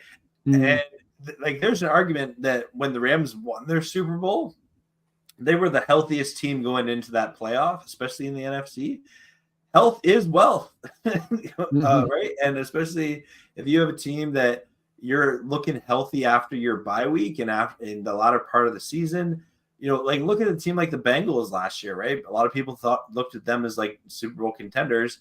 Burrow goes down. They have a lot of other injuries that happen. They won a couple of games with Jake Browning, but they fell out of that Super Bowl contention window because of health, right? So it'll be interesting to see for sure, because injuries are part of the game, and it's a violent sport, and that I'm thankful that players are willing to put their bodies on the line for our entertainment, and I'm thankful for that. I think I played my final game of tackle football when I was 27, and I was playing with like 20 and 21-year-olds, and had no regard for their own body, and I wasn't getting paid any money to play tackle football. And I was like, you know what? I'm done. I think I'm a flag guy now. Like, Nothing wrong with a flag guy at that age, man. Nothing wrong with that. Yeah, no. I have no shame in being a flag guy now, just because I got to go to work tomorrow, right? But that being said, I really like what this Rams team has done. I loved what they did last year. Wish they could have beaten Detroit, because I think they could have done something a little even more special. But I think that they have all the potential to go and get another ring next year. I think Stafford has made it quite clear he's ring chasing. That's what he wants to do. I know he's got his contract thing going on just because other teams are paying their quarterbacks ridiculous amounts of money. So we'll see. We'll see. I think that the floor of this Rams team is very high, and I think the ceiling of this team, pardon my Canadian reference, but it's as high as the CN Tower. I think you're being valid in your outlook there with it. And I think right now with Stafford, when you look at that same contract thing that you see, whether they're going to give him more money or whatever they do or don't figure out with it, in that when Stafford goes, there's going to be a turnover there. There's going to be a time we're not just going to go find another QB like Stafford and throw him on in here at that point. And we don't have a guy really waiting in the wings unless you're that big on Stenson, which I don't think you are. And so you come back to say it's sort of all in a little bit right now. If I'm the Rams and where you're at, you've cleared the dead money out. That's that thing I say about being aggressive at the deadline, as they have been in the past. Is I think that you have to look at this a little bit with I know that we've kind of had to do a little reset, and this is such a quick turnaround to do so. But by the success of last season and by the talent that we have in the room, let's continue to push this in hard, because it will be a turnover at that point. And especially with Donald now potentially gone, and with Donald potentially there to pull him off the bench, if you can be that team that shows him, hey, we made the trade deadline move. You want to be with the trade deadline. I mean, how big of a monster would that be? Is if you guys went out and made some super aggro trade at the deadline and then got Donald in succession right at that same point, and what that could do to boon you guys up. That would be insane. That would be insane. Scary prospect from a Seahawks fan perspective over here on that. Give me your record prediction, and then give me how you see the NFC West playing out. Yeah. I do view, I think the floor of the Rams is 11 wins. And I think the ceiling, I think they can be one of those teams that goes like 14, 15 wins in the season. I think this, and again, like, I have watched a lot of bad Rams football in my life. I remember Scott Linehan as the head coach. I remember Steve Spagnuolo as the head coach. I remember Jeff Fisher as head coach. I believe in my head coach. I believe in my quarterback. I believe in this roster. I think that they got the right guys in the right rooms to do the right things. And I'm high on this team. I really am. I love when you're an NFL fan and you can come in with high expectations for your team. That is just the biggest blessing you can have as a sports fan, right? Preseason, right? I remember going into games thinking, man, I hope the Rams can pull the upset. If the Rams lose to a good team, I'm like, oh, okay, like, no shame in losing to a good team, right? But I love it when you're the team that's like, oh man, like, if this team beats us, that would be a disappointment. Right. No, it's establishing the winning culture, and this is our metric. This is who we are. We're not a team trying to just be plucky and try hard. We expect to try to compete for championships, and that's a hard mindset to instill. As we had a hard time preserving it here over the last decade, and that we had the echoes of it from 10 years back. We went to back-to-back Super Bowls, but we couldn't keep that edge. I guess that's the word to use, is maybe that edge. And your team they've over and over shown that they can, from the drafting to how they spend their money, to the trades they make, to how they're coached, to how they develop players, to how they use those players, like you said, putting them in the right pots to succeed. This is what builds a winner, right? I just want to address everyone in the chat who says I'm high on something. I promise I'm not. The only thing I'm high on is life. Anyway, in regards to the NFC West, I will say I think it's going to be a fun division race. I think there's 4 teams that have gotten a lot better. I personally, if you ask me, I do think the Rams are going to win this division. I think that they've made a lot of strategic moves to overtake the Niners, and I think they will. I think the Niners are still a good team. I could see them finishing second in the division, get a wild card spot. And then I do think that the Seahawks will overtake the Cardinals. I'm not of the mindset of the Cardinals are a bad team, like a lot of people are saying. I think the Cardinals are going to be a tough out for anyone next year, especially if Kyler Murray is healthy, if James Conner is healthy. Which by all information we have, they are. I think that Gannon is a better head coach than Cliff Kingsbury was.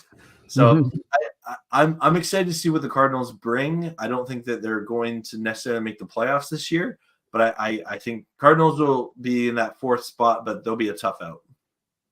They will. That's part where I go. It's a tough division because I think from stem to stern, you have teams that are going to give you a hell of a time every week to play. There's no easy outs. There's no feast factor from within the division where you have a couple of like also-rans that you just get to kind of walk through twice a year. And that's not ever the case in this division. And I agree with you. I think it's not going to be the case next year. I think both the Cardinals and you guys played above where you guys should have been playing last year and where you, based on the factors at hand for different reasons.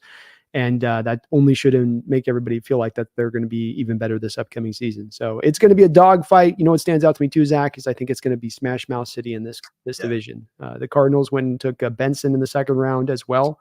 Maybe the best back in this draft to pair with Connor. They've been investing in their offensive line. They're going to run the ball like hell. You guys, with what you did in going with Glasgow in the free agency and previous year taking Avili in the 2nd round, and then also re-signing Kevin Dotson, who had a real bounce back campaign there for you guys from the Steelers, and just what you guys done with Blake Corum. You're going to run the ball, and we know the Niners are going to run it. And so we're going to be the most pass-happy team in the division, frankly. We're going to be one, and we still got 2 second-round backs on our roster. So it is going to be a division that it may look at times like 1965 out there, but it will be unique from that standpoint of it. Definitely.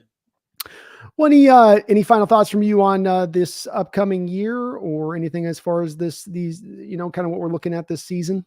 Brandon, whenever we do a collaboration with anyone and I look at the little timer up on the corner of the screen and it says over 2 hours, I'm like, whoa, that did not feel like 2 hours. This has been so fun. I will say this. I think that the Seahawks, though that they have so many question marks, and like they should with a new head coach and new regime, things like that, I do think the biggest question mark for, unfortunately, a 3rd year in the row is Geno Smith for the Seahawks team. Is he going to be your long-term answer at quarterback? Is this the final year of the Geno Smith era, right? Where when you moved on from Russell Wilson and Geno Smith was named your starter, I heard every Seahawks fan I know be like, "Oh, he's our bridge guy. He's our bridge guy. Like he can come in, he can play well." And then when he actually played pretty well, people were like, "Hey, maybe Geno's our guy long term. Maybe we don't need to draft a quarterback." Really, really excited for Geno and what he's been able to accomplish. I think he's a guy that, as a football fan, you cheer for. As a Rams fan, I don't cheer for, but as a football fan, I cheer for. And so, curious to see what Geno Smith is able to do this year. He has, a new offensive coordinator that seems to be like it's going to be a modern NFL offense, which I know you've said numerous times on this, platform of, hey, like we got to modernize to the modern NFL when it comes to offense. I hope he gets you 5 jet sweeps like in the first week. And you can just make a video of just you reacting to every jet sweep. It's just me smiling like this. Yeah. And now me running the plays over. But no, honestly, I think it's going to be a fun division, right? And it's crazy. It's so close, right? We're in June. Pretty soon, we're going to have training camp in full on, full tilt. And I love training camp just because when we do what we do on YouTube and you hear a rumor about a player that's really doing well, or there's a surprise cut, I enjoy those storylines, right? And then we'll get into preseason, and then obviously September is right around the corner. And who did Seahawks play in week 1 again? We got the Broncos, Bo Nix coming in. Interesting. Yeah. Interesting. That's winnable. We got the thing too is, and it looked like your guys' schedule was very well set up for the most part. I think you guys didn't get sent any gauntlet point of the schedule where there's like a 5-week where you guys are just like, oh my God, what they do to you. You got a little early by, I think, week 6 for you guys, which was a tiny bit early, but it's well balanced. It seems like if you get a tough opponent, you got a little bit of maybe this isn't as tough, then a little bit of we got a really good schedule, man, with the way the NFL did us. Like not many 10 a.m. games early. We get Denver and New England to start. So 2 rookie quarterbacks maybe to begin the season. So if we are going to do something this year, it's going to be on the back of an early hot start, which will then be on the back of, I think, a little bit of some winnable games on the early part of the schedule that we can take down, especially because some of the tough matchups are at home. So we'll see how it plays out with that. But I think you're right about the Geno thing. You mentioned a big part of it, which is about rooting for the guy. And I know not rooting from the beach Rams, but we look at these stories in the NFL that come through that are guys that are success stories that, have earned their right to be kind of revered in what they've done. That it hasn't been an easy path. 5-star guy, goes into college, dominates college, number 1 overall pick. That guy's, there's not a lot that's overcome there. They had what they had. They mainly busted their butt, but there's a lot they had to work with Geno. 10 years, he had to wait to get his next opportunity, and he's gotten it now. And that next opportunity isn't necessarily, though it's had some good spots that's worked with it. Not everything's worked in his favor for that success. Stafford right now has got an offense that's going to be pushing the lever down. It's going to be taking advantage of all advantages there are to take. That's going to try to rebuild the parts, give him an offensive line, help him out in every way that they can. I don't know that equivalency has been there with Geno over the past couple of years. And you're right, we'll see. And that's one of the interesting storylines for me this year is to see if he can really tap into what I think is there beneath the surface, lingering beneath the surface. Because you mentioned there's some Hawk fans that are on board with him, but I'll tell you, man, there's been a lot that from day one couldn't get signed up with him and weren't not a lot of what he's done the past year where they're going to take into account. It was just kind of like, no, he is what he is. What he was in the Jets is what he is now. And I think there's a little bit of that prevailing thinking still kind of overarching on him that he hasn't been able to overcome. And I'd love to see him be able to blow that out of the water with a fantastic season because he's earned it. And I think he's got the skill set to do it. Yeah. Oh, we got you. It froze on your last. I'm excited to see it. Oh no, bro. You're good. You're back. Yeah. No, I'm really excited, to see what this, as I said earlier in the stream, that variance of this Seahawks team of like, it might be kind of a rough year, or like, hey, you might be shocked if like the Seahawks are good all of a sudden, right? So we'll see. It's that variance and it's real, and no one knows which end it's going to be on, and it could be on either end. I want to thank you, Zach, for coming in. As you said, 2 hours goes by fast, man. I love chopping up with you, and it's always so. I love the long form content too, when you can really get into this stuff because there's so many little angles to discuss and kind of turn over when you go through these off seasons. There's been a lot of movement this off season, coaching changes and different directions with offenses and different coaches coming from here. So. A lot to move forward. I wanted everyone to chat to me this favor if you can. I put down the description link section below here for Zach. He runs Payo Time here on YouTube. That's his channel. We're going to be doing a behind enemy line session twice this year with him. But if you guys can go to his channel, get subbed up for him, do what we do here, which is show the love here for him coming in. He's been kind enough to give well over 2 hours of his time here today with us. And so please do go down that description link, hit that down there for him if you can, and show him that love over there. Thank you, Zach, for coming on in here today, though. I really appreciate it. Oh, thanks for having me. And I will say, I did do a video a couple weeks ago of me reacting to yourself and your co-host, Brendan, talking about the Rams. And that was a lot of fun for me to do. So thanks for being cool and a good sport about that. Any of your Seahawks fans, I'm sure, would enjoy that. Yeah, do check it out, folks. He runs a great channel over there, and we're going to be syncing up twice this upcoming year as we do our behind the enemy lines, look at the teams and where they're at that point. So I really appreciate you doing this, though, this offseason, taking your time away, man, like that. And anytime you want to chop it up, man. You know, looking forward to it. Likewise, my friend. Well, folks, thanks for watching here today. Please hit that like button. Maybe get subbed up over here, too, if you're not already as well. I'd appreciate that. And we will be back soon here on my side of it. But until that time, please don't you guys ever forget. Don't you ever forget. Go Hawks. Go Rams. Horns up.